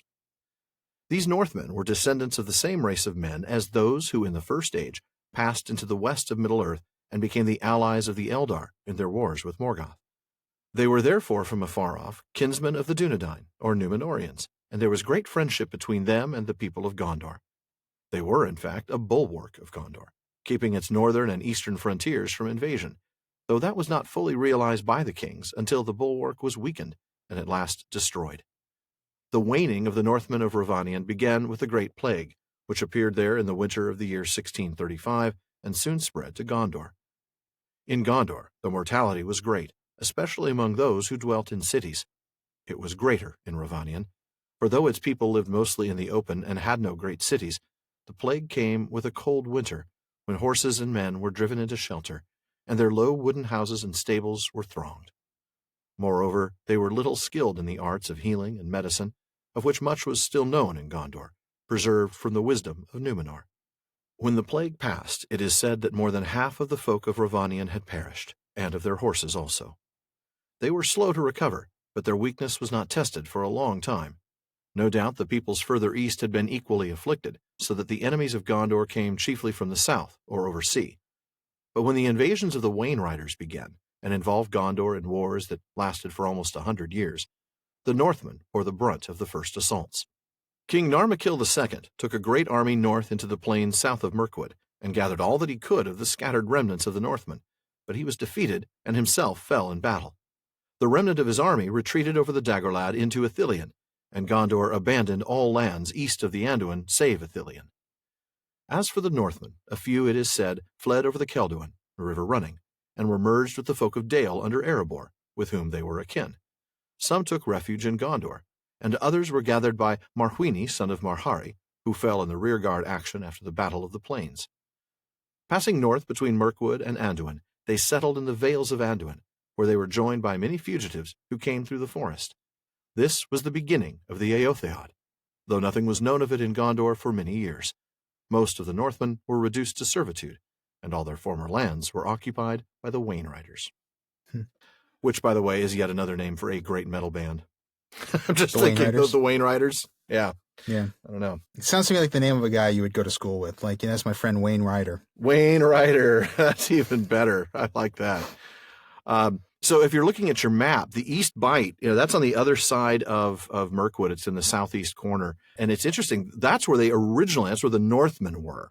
Mm-hmm. And then when they became the Eotheod after the Wainriders came, they fled onto the other side of Mirkwood, up in there in the Vales of Anduin between the Gladden Fields and the Carrock. So just kind of getting an idea of where they go, because they won't stay there either, as we'll soon see. Right. They seem to wander a little bit, don't they? A little bit. Not quite nomadic, but they definitely seem to move from place to place a lot. Yeah, I think they're willing, based on circumstances when they need to move. They're, certainly not reticent to do so. There is a footnote that indicates that they're probably most closely related to the House of Hador, and that makes sense, given their blonde appearance. Yep, that does make sense. But there's also a footnote that I thought I would let you take in the middle of my Tolkien reading passage, specifically because it's got some great word nerdery. Yeah, I can take this one, and I won't read the whole footnote, but this is footnote 6. No. It's a very lengthy one, yes. It is a very lengthy one, but Christopher Tolkien is basically talking about some of these names, and he says, the names of the early kings and princes of the Northmen and the Eotheod are Gothic in form, not Old English, as in the case of Leod, Eorl, and the later Rohirrim. Now, this is particularly fitting, not only because Tolkien was just kind of obsessed with the Gothic language, but it also works really well chronologically. Gothic is actually the oldest attested Germanic language. It's attested around the 4th century AD. Now, by comparison, Old English isn't attested until around the mid 7th century. So you're talking about about 300 years before Old English starts to show up. Yeah. So it fits that while Tolkien translated, and I'm making air quotes, translated the language and names of the Rohirrim to Old English, that he would translate the language and names of their ancestors, the Eotheod, to the older language of Gothic. Now, it's not a perfect analogy because Old English and therefore Modern English are not directly descended from Gothic. Gothic is actually extinct. It was a different branch of the Germanic language family. Right. And there are no languages today that are direct descendants of Gothic. So it's not perfect, but in terms of trying to find an earlier Germanic language to use, he couldn't have done better than Gothic, really. Well, no. And so that's really cool. Christopher Tolkien also tells us in this footnote that these two names, we get this name of Marhwini, son of Marhari, and both of these names contain the Gothic word marh, meaning horse. And that corresponds to Old English mer, which is the singular form of meras, which is the word used in Lord of the Rings for the horses of Rohan. That's right. So that's a neat linguistic connection. And it is. We also see that even in these most ancient ancestors, these people already had the tendency to give their children horse names. Remember all the Eos that we see among the Rohirrim, that's actually the Old English word Eo, meaning horse. That's right. Now, before I get any further, I want to jump into the Return of the King. I'm sorry, actually the Two Towers in The Window on the West, with what Faramir had to say about the Rohirrim. This kind of gives us a little bit of background, almost a summary of the section that I'm going to read, but it's worth reading. So he's explaining things to Frodo and Sam, and he's talking about the history of Gondor. And he says, and they made a truce with the proud peoples of the north, who often had assailed us. Men of fierce valor, but our kin from afar off, unlike the wild Easterlings or the cruel Haradrim. So it came to pass in the days of Cirion the 12th steward, and my father is the 26th, that they rode to our aid, and at the great field of Celebrant they destroyed our enemies that had seized our northern provinces. These are the Rohirrim, as we name them, masters of horses, and we ceded to them the fields of Calanarthon, that are since called Rohan, for that province had long been sparsely peopled. And they became our allies, and have ever proved true to us, aiding us at need, and guarding our northern marches and the Gap of Rohan. Of our lore and manners they have learned what they would, and their lords speak our speech at need. Yet for the most part they hold by the ways of their own fathers, and to their own memories, and they speak among themselves their own north tongue. And we love them, tall men and fair women, valiant both alike, golden-haired, bright-eyed, and strong. They remind us of the youth of men, as they were in the elder days. Indeed, it is said by our lore masters that they have from of old this affinity with us, that they are come from those same 3 houses of men as were the Númenóreans in their beginning, not from Hador the golden-haired, the elf friend maybe, yet from such of his people as went not over sea into the west, refusing the call. So there you go. They're not directly descended from Hador, but they're of the house of Hador. Right. They're related to him. With that, I'm going to jump into the Ride of Eorl, and that's where I'm going to pick back up. While the Eotheod still dwelt in their former home, they were well known to Gondor as a people of good trust, from whom they received news of all that passed in that region. They were a remnant of the Northmen, who were held to be akin in ages past to the Dunedain, and in the days of the great kings had been their allies, and contributed much of their blood to the people of Gondor. It was thus of great concern to Gondor when the Eotheod removed into the far north in the days of Eärnil II, last but one of the kings of the southern realm. The new land of the Eotheod lay north of Mirkwood, between the Misty Mountains westward and the Forest River eastward. Southward it extended to the confluence of the 2 short rivers that they named Graelin and Langwell. Graelin flowed down from Ered Mithrin, the Grey Mountains, but Langwell came from the Misty Mountains, and this name it bore because it was the source of Anduin, which from its junction with Graelin they called Langflood. Messengers still passed between Gondor and the Eotheod after their departure, but it was some 450 of our miles between the confluence of Graelin and Langwell, where it was their only fortified burg, and the inflow of Limlight into Anduin, in a direct line as a bird might fly, and much more for those who journeyed on earth, and in like manner some 800 miles to Minas Tirith. So that gives us a little bit of an idea of their geography. Mm-hmm. They moved, I'm trying to remember exactly why they moved. I believe there's a footnote that mentions why they moved even further north, and it just had to do with the fact that there was some overcrowding in those Vales of Anduin. And then, of course, Dol Guldur, the shadow of Dol Guldur was lengthening, and so that led them to head further north and establish the Eotheod further up there. But I'm going to go ahead and pick back up a little bit further down when Cirion decides to reach out to his old friends here. So the Wainwriters are threatening Gondor, I should add that. Mm-hmm. So then, in this peril, Cirion's thought turned at last in desperation to the Eotheod, and he determined to send messengers to them. But they would have to go through Calenardhon and over the Undeeps, and then through lands already watched and patrolled by the Balchath, before they could reach the Vale of Anduin. This would mean a ride of some 450 miles to the Undeeps, and more than 500 thence to the Eotheod, and from the Undeeps they would be forced to go warily, and mostly by night until they had passed the shadow of Dol Guldur. Cirion had little hope that any of them would get through. He called for volunteers, and choosing 6 riders of great courage and endurance, he sent them out in pairs with a day's interval between them. Each bore a message learned by heart, and also a small stone incised with the seal of the stewards, that he should deliver to the lord of the Eotheod in person, if he succeeded in reaching that land. The message was addressed to Eorl, son of Leod, for Cirion knew that he had succeeded his father some years before, when he was but a youth of 16, and though now no more than 25, was praised in all such tidings as reached Gondor as a man of great courage and wise beyond his years.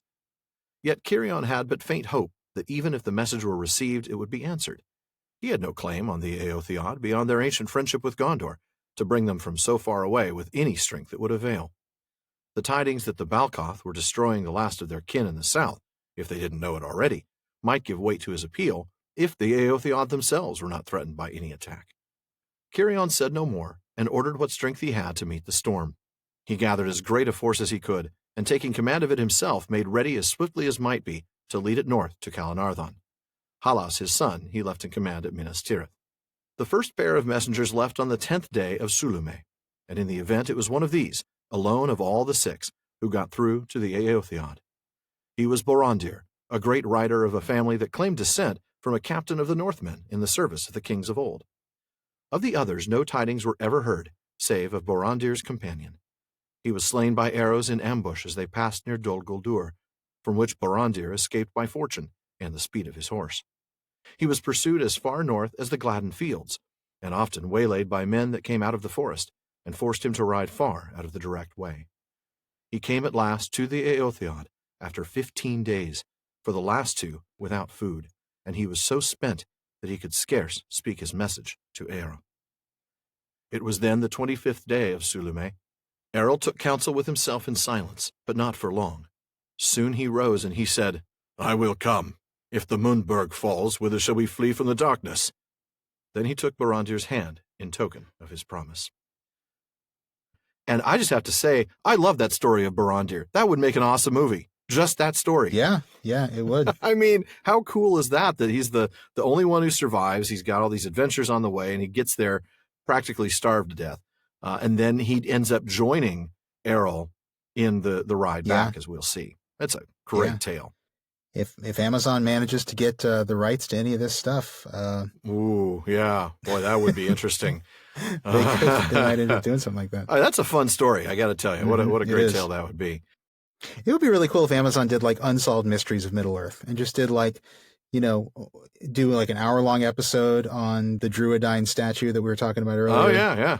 I agree. That would be pretty cool. One on this and one on the Paths of the Dead. That's awesome. Actually, I don't know how good that would be, but it's an idea at least. Well, it'd be interesting. Yeah, that's true. It could be terrible, but it could be awesome, I guess would have been a better way to put it. Right. It has potential awesomeness. But awesomeness. I like that.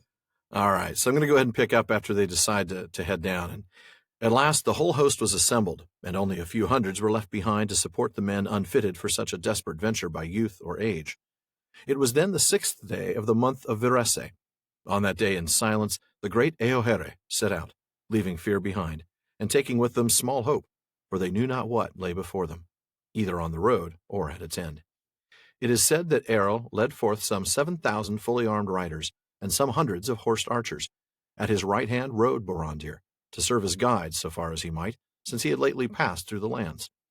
But this great host was not threatened or assailed during its long journey down the vales of Anduin.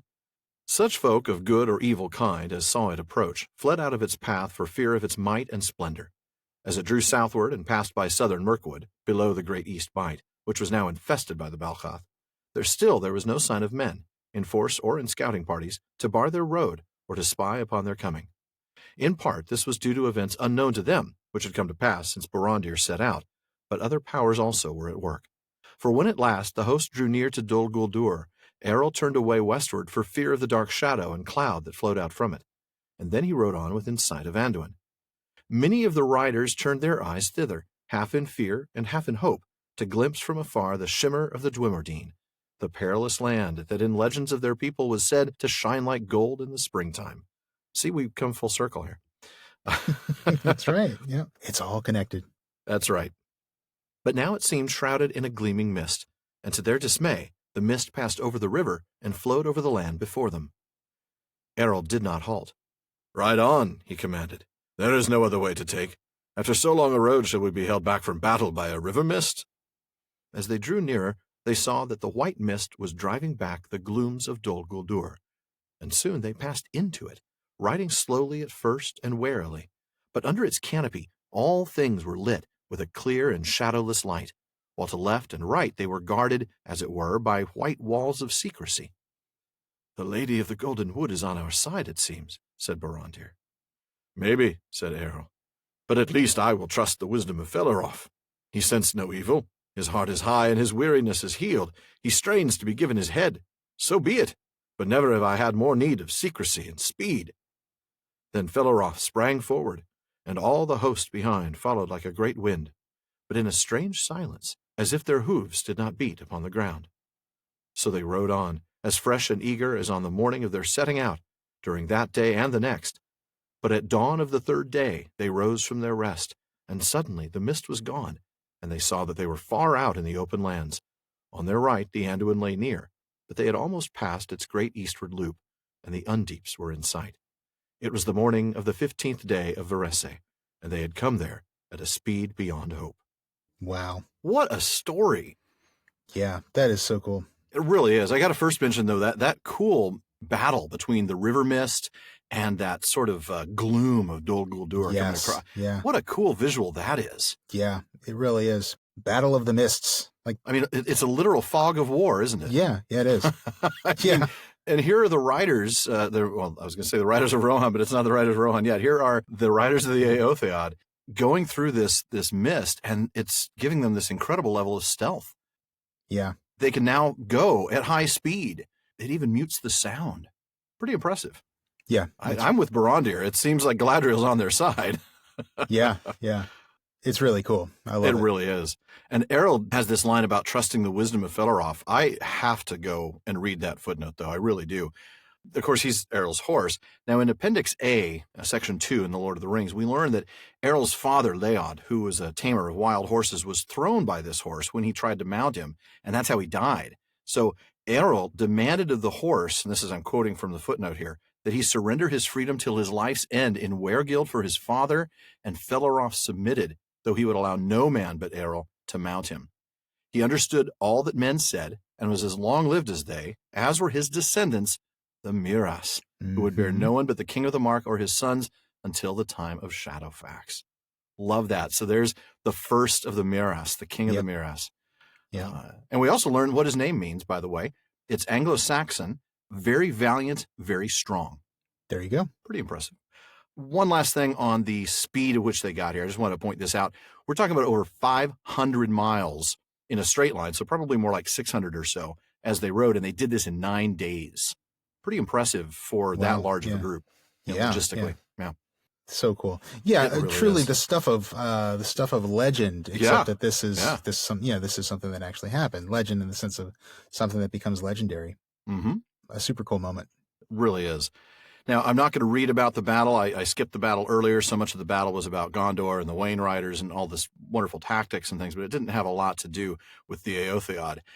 So I'm going to go ahead and pick up in Section 3 here. This is after the battle, after Eorl and his riders have helped Cirion be victorious in the Battle of Celebrant. The Halathirion was the highest of the beacons, and, like Eilonach, the next in height, appeared to stand up alone out of a great wood, for behind it there was a deep cleft, the dark Firion Dale, in the long northward spur of Ered Nimrais, of which it was the highest point. Out of the cleft it rose like a sheer wall, but its outer slopes, especially northwards, were long and nowhere steep, and trees grew upon them almost to its summit. As they descended, the trees became ever more dense, especially along the Mering stream, which rose in the cleft, and northwards out into the plain through which the stream flowed into the Entwash. The Great West Road passed through a long cutting in the wood, to avoid the wet land beyond its northern eaves, but this road had been made in ancient days, and after the departure of Isildur, no tree was ever felled in the Firion wood, except only by the beacon wardens whose task it was to keep open the great road and the path towards the summit of the hill. This path turned from the road near to its entrance into the wood, and wound its way up to the end of the trees, beyond which there was an ancient stairway of stone leading to the beacon site, a wide circle leveled by those who had made the stair. The beacon wardens were the only inhabitants of the wood, save wild beasts. They housed in lodges in the trees near the summit, but they did not stay long, unless held there by foul weather, and they came and went in turns of duty. For the most part, they were glad to return home, not because of the peril of the wild beasts, nor did any evil shadow out of dark days lie upon the wood, but beneath the sounds of the winds, the cries of birds and beasts, or at times the noise of horsemen riding in haste upon the road, there lay a silence, and a man would find himself speaking to his comrades in a whisper, as if he expected to hear the echo of a great voice that called from far away and long ago. The name Halathirion meant, in the language of the Rohirrim, Holy Mountain. Before their coming it was known in Sindarin as Amon Anwar, Hill of Awe. For what reason was not known in Gondor, except only, as later appeared, to the ruling king or steward. For the few men who ever ventured to leave the road and wander under the trees, the wood itself seemed reason enough. In the common speech it was called the Whispering Wood. So I probably should have done a little stage setting. This is now into the period where we're going to see the transition from the Eotheod into the Rohirrim. We're going to see them come into the land, and that's really what this is doing. And I wanted to set the stage with this particular portion so we could see a little bit of this mysterious place. You know, I know I'm doing peoples and you're doing places, but this wood, the Firion wood, is definitely mysterious. Yeah, it is. I mean, even the people in Gondor don't know why it's called Hill of Awe, with the exception of the king or steward. And we're going to find out exactly why that is. In fact, I'm going to go ahead and jump now, a couple paragraphs later. So this is after the war. When the war was over, men wondered in what way the steward would honor Eorl and reward him, and expected that a great feast would be held in Minas Tirith at which this would be revealed. But Cirion was a man who kept his own counsel. As the diminished army of Gondor made its way south, he was accompanied by Eorl and an Eored of the Riders of the North. When they came to the Merrying Stream, Cirion turned to Earl and said, to men's wonder, "Farewell now, Earl, son of Leod. I will return to my home, where much needs to be set in order. Calenardon I commit to your care for this time, if you are not in haste to return to your own realm. In 3 months' time I will meet you here again, and then we will take counsel together." "I will come," Earl answered, and so they parted. As soon as Cirion came to Minas Tirith, he summoned some of his most trusted servants. "Go now to the Whispering Wood," he said. "There you must reopen the ancient path to Amon Anwar. It is long overgrown, but the entrance is still marked by a standing stone beside the road, at that point where the northern region of the wood closes in upon it. The path turns this way and that, but at each turn there is a standing stone. Following these, you will come at length to the end of the trees, and find a stone stair that leads on upwards. I charge you to go no further. Do this work as swiftly as you may, and then return to me. Fell no trees, only clear a way by which a few men on foot can easily pass upwards. Leave the entrance by the road still shrouded, so that none that use the road may be tempted to use the path before I come there myself. Tell no one whither you go or what you have done.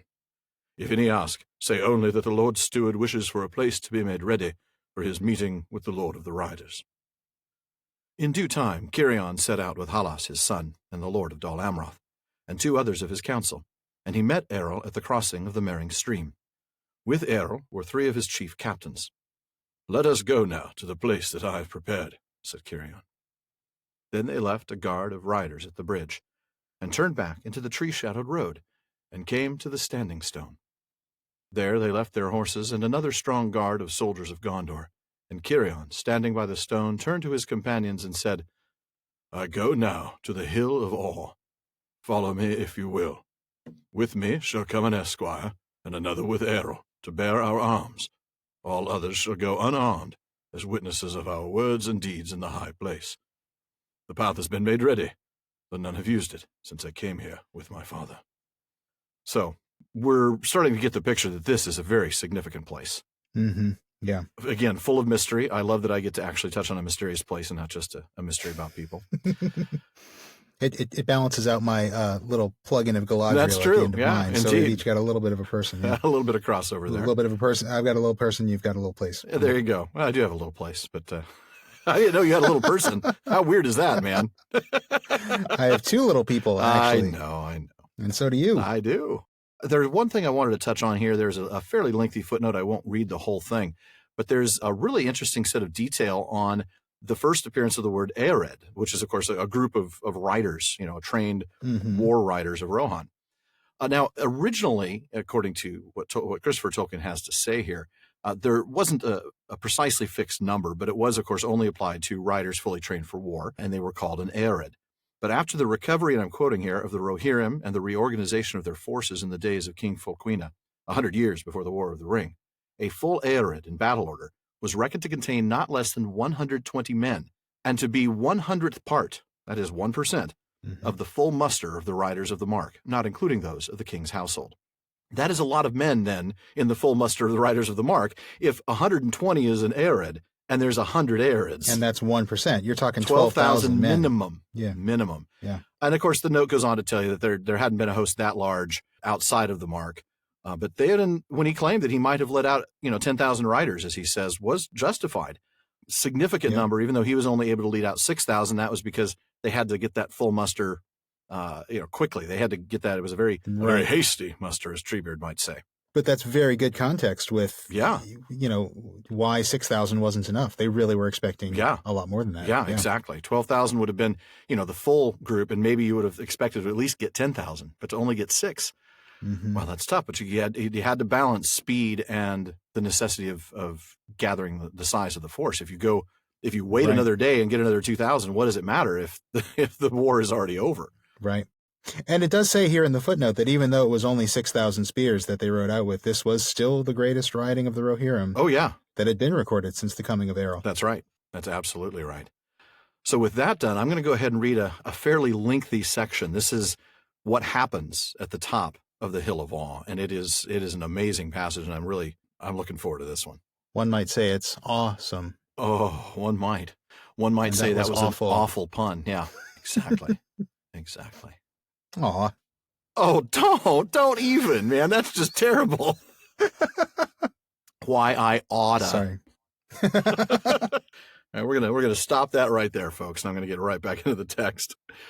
So Kirion here is speaking. I will now declare what I have resolved, with the authority of the stewards of the kings, to offer to Errol, son of Leod, lord of the Eotheod, in recognition of the valor of his people and of the help beyond hope that he brought to Gondor in time of dire need. To Errol I will give in free gift all the great land of Calenarthon from Anduin to Isen. There, if he will, he shall be king, and his heirs after him, and his people shall dwell in freedom, while the authority of the stewards endures until the great king returns. No bond shall be laid upon them other than their own laws and will, save in this only. They shall live in perpetual friendship with Gondor, and its enemies shall be their enemies, while both realms endure. But the same bond shall be laid also on the people of Gondor.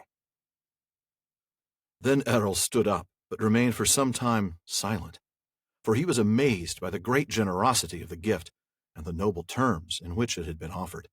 And he saw the wisdom of Kirion both on his own behalf as ruler of Gondor, seeking to protect what remained of his realm, and as a friend of the Eotheod, of whose needs he was aware, for they were now grown to a people too numerous for their land in the north, and longed to return south to their former home, but they were restrained by the fear of Dol Guldur. But in Calenarthon they would have room beyond hope, and yet be far from the shadows of Mirkwood. Yet beyond wisdom and policy, both Kirion and Errol were moved at that time by the great friendship that bound their peoples together, and by the love that was between them as true men. On the part of Kirion, the love was that of a wise father, old in the cares of the world, for a son in the strength and hope of his youth. While in Kirion, Errol saw the highest and noblest man of the world that he knew, and the wisest, on whom sat the majesty of the kings of men of long ago. At last, when Errol had swiftly passed all these things through his thought, he spoke, saying, Lord Steward of the great king, the gift that you offer I accept for myself, and for my people. It far exceeds any reward that our deeds could have earned, if they had not themselves been a free gift of friendship. But now I will seal that friendship with an oath that shall not be forgotten. Then let us go now to the high place, said Kirion, and before these witnesses take such oaths as seem fitting. Then Kirion went up the stair with Errol, and the others followed. And when they came to the summit, they saw there a wide oval place of level turf, unfenced, but at its eastern end there stood a low mound, on which grew the white flowers of Alfirin, and the westering sun touched them with gold.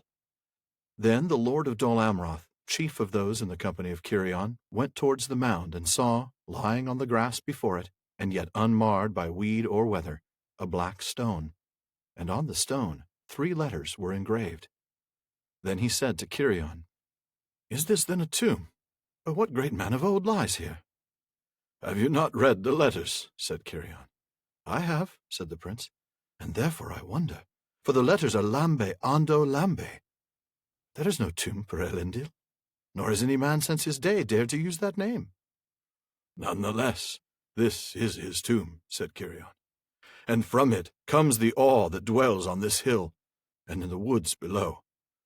From Isildur, who raised it, to Meneldil, who succeeded him, and so down all the line of the kings, and down the line of the stewards, even to myself, this tomb has been kept a secret by Isildur's command. For he said, Here is the midpoint of the kingdom of the south, and here shall the memorial of Elendil the faithful abide in the keeping of the Valar, while the kingdom endures. This hill shall be a hallow, and let no man disturb its peace and silence, unless he be an heir of Elendil.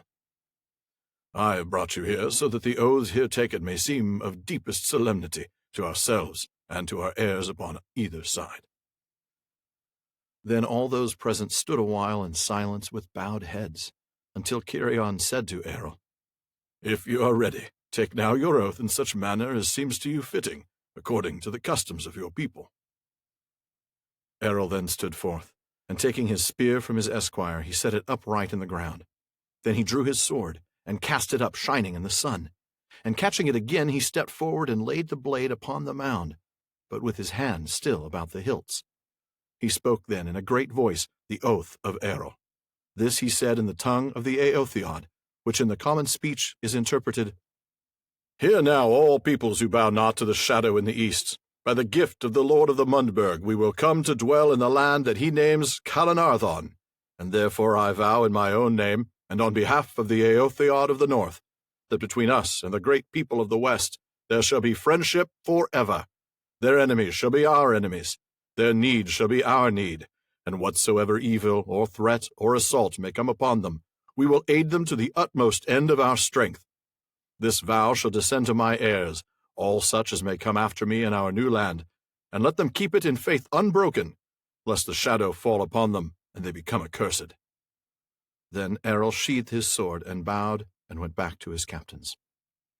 I'm going to take a quick break to say that's why we didn't really worry about whether Theoden was going to come. Yeah, there was a little bit of a vow and an obligation there. Yeah, I'm pretty sure Theoden knew about the vow. Yeah. I mean, I'm just saying Book Theoden certainly did. But anyway, yeah, you had to have a moment of tension. It was something that was, done in the movies for drama. But yeah. Oh, and it worked. That was a really cool moment. It certainly did. It certainly did. But, in the book, there was never any question. No, I agree. I just wanted to point that out. I mean, yeah, you're right. It was one of the coolest moments when he said, and Rohan will answer. Rohan will answer, yeah. That was a great moment, but yeah, never in doubt. Kirion then made answer. Standing to his full height, he laid his hand upon the tomb, and in his right hand held up the white wand of the stewards, and spoke words that filled those who heard them with awe.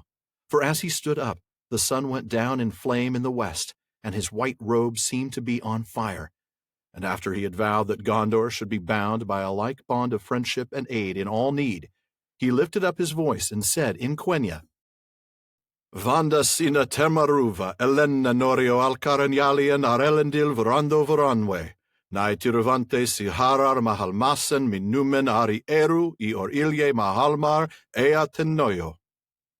And again he said in the common speech, This oath shall stand in memory of the glory of the land of the star, and of the faith of Elendil the faithful, in the keeping of those who sit upon the thrones of the west, and of the one who is above all thrones forever. Such an oath had not been heard in Middle-earth since Elendil himself had sworn alliance with Gil-galad, king of the Eldar. And thus was fulfilled the prophecy of the father of Kirion, the previous steward Boromir I, who said, Kirion, my wayward son, there'll be peace when you are done. Up there where Elendil rests, don't you cry no more.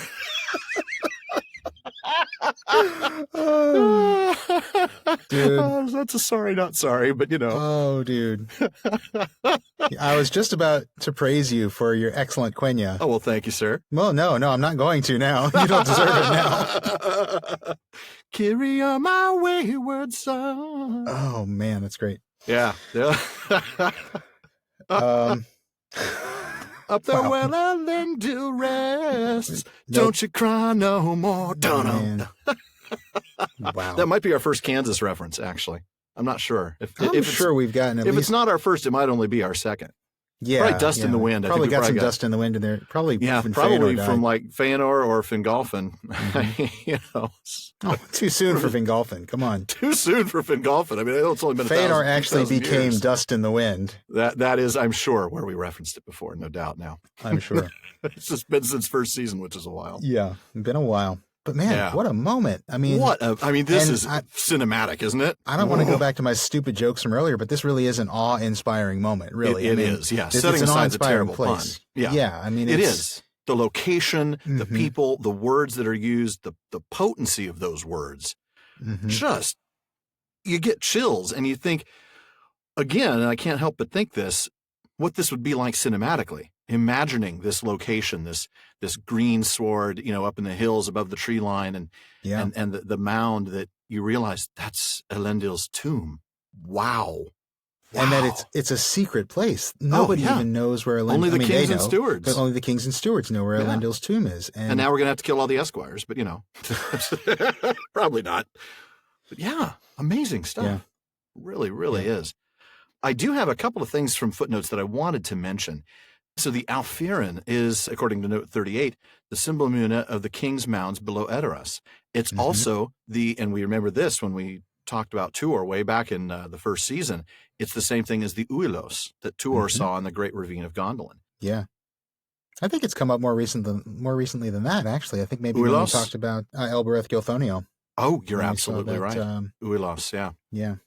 And then, of course, there's this wonderful note on note 44 here, for those of you who are following along in the text, that this place was not used again until King Elisar returned and renewed the bond in that same place with the king of the Rohirrim, Eomer, the 18th, descended from Eorl. It had been lawful only for the king of Númenor to call Eru to witness, and then only on the most grave and solemn occasions. The line of the kings had come to an end in Ar-Pharazôn, who perished in the downfall. But Elendil, Veranda, was descended from Tar Elendil, the fourth king, held to be the rightful lord of the faithful. Really cool stuff, realizing that this place would be empty again until Aragorn and Éomer come here and renew this oath. Just beautiful. So cool. And it gives so much more weight to knowing about Aragorn and Éomer later on. Oh, yeah. We now know the history of Cirion and Eorl. That's right, of their ancestors. Yeah. And we also get a little bit of a note, by the way, on the name Veranda. Elendil's name Veranda, which means the faithful, which appears in the oath, was actually originally written Veranwe, which is a noun meaning faithfulness or steadfastness. And we actually learn in the appendix in Lord of the Rings that the first ruling steward, Mardil, was called Mardil Veranwe, the steadfast. And you might remember a certain elf who helped a certain Tuor, who was also named Veranwe. Veranwe, yep. And that's faithfulness, steadfastness. So he was the steadfast. Just really, really great piece. Yeah.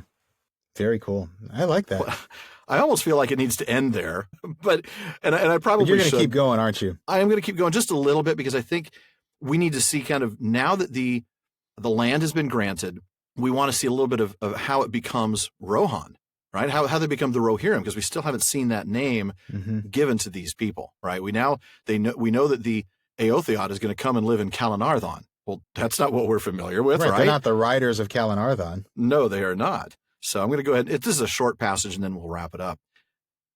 It was agreed also, this is when they're discussing exactly how to divvy this all up. It was agreed also that the great road, which had formerly run through Anorion and Calanarthon to Athrad Angren, the fords of Isen, and thence northwards on its way to Arnor, should be open to all travelers of either people without hindrance in time of peace, and its maintenance should, from the Mering stream to the fords of Isen, be in the care of the Eotheod. By this pact, only a small part of the Wood of Anwar, west of the Mering stream, was included in the realm of Eorl. But Cirion declared that the Hill of Anwar was now a hallowed place of both peoples, and the Eorlings and the stewards should henceforward share its guard and maintenance. In later days, however, as the Rohirrim grew in power and numbers, while Gondor declined and was ever threatened from the east and by sea, the wardens of Anwar were provided entirely by the people of Eastfold, and the wood became, by custom, part of the royal domain of the kings of the Mark. The hill they named the Halafirion, and the wood the Firionhold. In later times, the day of the oath-taking was reckoned as the first day of the new kingdom, when Eorl took the title of King of the Mark of the Riders. But in the event it was some while before the Rohirrim took possession of the land, and during his life Eorl was known as Lord of the Eotheod and King of Calanarthon. The term Mark signified a borderland, especially one serving as a defense of the inner lands of a realm. The Sindarin names Rohan for the Mark and Rohirrim for the people were devised first by Halas, son and successor of Cirion, but were often used not only in Gondor, but by the Eotheod themselves. And there you have it. I just wanted that little epilogue kind of gives us a brief explanation of what happens to this amazing place, and then also how the Eotheod would eventually become the Rohirrim. Yep. And also that the explanation of what a mark is, which we've talked about before. Well, we've had to back when it's something I can't stop talking about because it is literally your name. Yes, it is literally in my name. Yeah, but a good explanation of that. Why Theoden is the Lord of the Mark. Absolutely, and why I too am the Lord of the real Mark. life Lord of the Mark. Lord of the Mark. There you go. Well, I suppose we need to find our own Hill of Awe, whereby I can, as the man of the West, swear some sort of oath and give you some land that I don't own. And in exchange, you can vow loyalty to me forever or something like that. Like a little space in your backyard that you're not using. There you go. I give thee this corner of my backyard. It shall be called over by the compressor. Anyway. That's too funny. That was a really fun special, and I'm sure we've run very, very, very long, but that will do it for this 4th annual Tolkien Reading Day episode. Thank you so much for your patience, and we hope you enjoyed every minute of the reading. Now, be sure to join us again next week when we get back to our regular discussions of The Lord of the Rings and see what happens when you fall asleep unexpectedly in yet another mysterious place. Well said. And before we reach into Barliman's bag, because we are going to do that with the time we have left, very briefly, but we want to remind you about the fellowship of the podcast. Now, if you've been listening recently, you've heard us talk about how close we were to our next goal of setting up a Discord server. Well, it turns out our listeners really want a chance to witness our private humiliation, so we should have that set up by the time this airs. In fact, we've been working on that. Yes, we have. But to keep our embarrassment amongst friends, that server is going to be limited to our patrons at the Gift of Gondor level or higher. Now, do you want to listen in live during an episode recording, hear all the stuff that doesn't even make our blooper reel, and get a head start on an episode that might not air for another month? Then be sure to visit patreon.com/prancingponypod. You'll also get all sorts of other goodies like access to additional exclusive content and PPP swag. And check out our next goal of setting up a monthly live hangout with us on Discord. Just a chance to chat with a couple of your, presumably favorite podcast hosts. And if you're looking for a new Tolkien book, check out the official library pages at our website, theprancingponypodcast.com, where we've put together a set of links for our listeners to all the books we've ever mentioned on the show, Tolkien-related or otherwise. And if you wouldn't mind posting a review on iTunes, we'd be grateful. It increases our visibility, which means more new listeners, more great questions for Barliman, more discussion on social media, and a more vibrant Tolkien community. And we should also have our next t-shirt available for sale by the time this airs. Now, currently, we're still working on which designs and colors are going to be available this time around, but be sure to check out our Facebook page for more details. That's where that's going to be promoted most often. Now, speaking of social media, it is also helpful if you share us. Facebook, Twitter, Reddit, wherever there happen to be Tolkien fans. Now, with all that, it is time to see what old Barliman has in the mailbag for us, and we hope it's just a little question. Shawn? I think we have time to just fit in one quick one from Adam B. in Southampton, England, and I'm going to fit it in here because it's relevant to our readings today. Good. Or to one of my readings today. It's about Baldur, son of Brago of Rohan, whose body Aragorn found along the paths of the dead. Right. I read that bit earlier. Mm-hmm. Adam asks, what was behind the door that Baldur was seemingly desperate to get behind? My view is he was trying to get away from what was pursuing him, rather than he was trying to actually get through the door into whatever's behind there. I've always found the story of Baldur extraordinary and also very tragic. And there may not be an answer. There you go. Well, yeah, Adam, you're kind of predicting our response here. And that'll do it for this episode of the Prancing Pony Podcast. We can't leave it there. No, we can't. It's true. There's certainly not a certain answer. No. Only Baldur himself knows what happened to him in his final hours. Mm-hmm. Isn't it mysterious? And he's not talking. And he's not talking. And Aragorn has other things to do. But I don't know. What do you think, Alan? Well, like you said, we really can't possibly know. But as we saw in the text of the chapter that you read earlier, Aragorn spotted Baldur's body in a great empty space with no longer any walls upon either side. And then away to the left, something glittered in the gloom as Aragorn's torch drew near, and Aragorn halted and went to look what it could be. Then he saw that he had fallen near the far wall of the cave, as now could be seen, and before him stood a stony door closed fast. His finger bones were still clawing at the cracks. A notched and broken sword lay by him, as if he had hewn at the rock in his last despair. Yeah, so it certainly sounds like he was frantically trying to get through, but I guess the question still remains, was he trying to get into that chamber, or was he trying to get out of this chamber to escape something? That really is an interesting question. Now, obviously, we're never going to know without getting a forensics team down there, but it does seem... I mean, CSI, Rohan. White Mountains. It does seem like if he were trying to escape, he might be more inclined to turn around and go back the way he'd came, in which case his body would have been closer to the passage that they entered from, the way back to the entrance. But also keep in mind what Aragorn says when he sees Baldur's body. Through all the long years, he has lain at the door that he could not unlock. Whither does it lead? Why would he pass? None shall ever know. And he literally means none shall ever know. Yeah, that's true. He does. And the focus on, him unlocking the door, it really does sound like Baldur's body is in a position that suggests he was trying to get into that door to find out what was behind it, as opposed to trying to escape from something, at least as far as Aragorn can tell. Now, I would point out that this is Aragorn we're talking about. He's the chieftain of the Rangers, and as Gandalf says, the greatest traveler and huntsman of this age of the world. Wow. Probably the closest thing to CSI that we have in Middle-earth, really. That's a very good point. I imagine he'd be able to figure things out pretty well, or certainly better than any of us can, especially from this far away in both distance and time.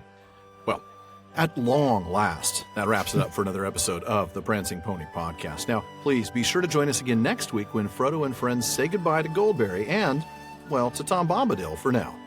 Folks, thanks again for listening, and thank you for making our common room on Facebook such a fun place to spend time. We want all of you to be a part of this conversation, and it doesn't stop when the episode ends. See the comments, questions, corrections, and more on Facebook at the Prancing Pony Podcast, on Twitter at Prancing Pony Pod, and on Instagram at Prancing Pony Pod. And as always, a very special thank you to our patrons at the Kierdans contribution tier. To May in Alaska, James in Virginia, Tamsin in Minnesota, Emily in Texas, and Chad in Texas. Thank you all very much. Make sure you don't miss any episodes of the Prancing Pony Podcast. Subscribe to the show through iTunes, Spotify, or your favorite podcast app. And one last thing, as always, don't forget to send your thoughts, comments, and most of all, what you're reading this year for Tolkien Reading Day to Barliman at theprancingponypodcast.com. We'll try to get him into our next show. Well, 2+ hours, even that is still far too short a time to spend among such excellent and admirable listeners. But until next time. Farewell, friends.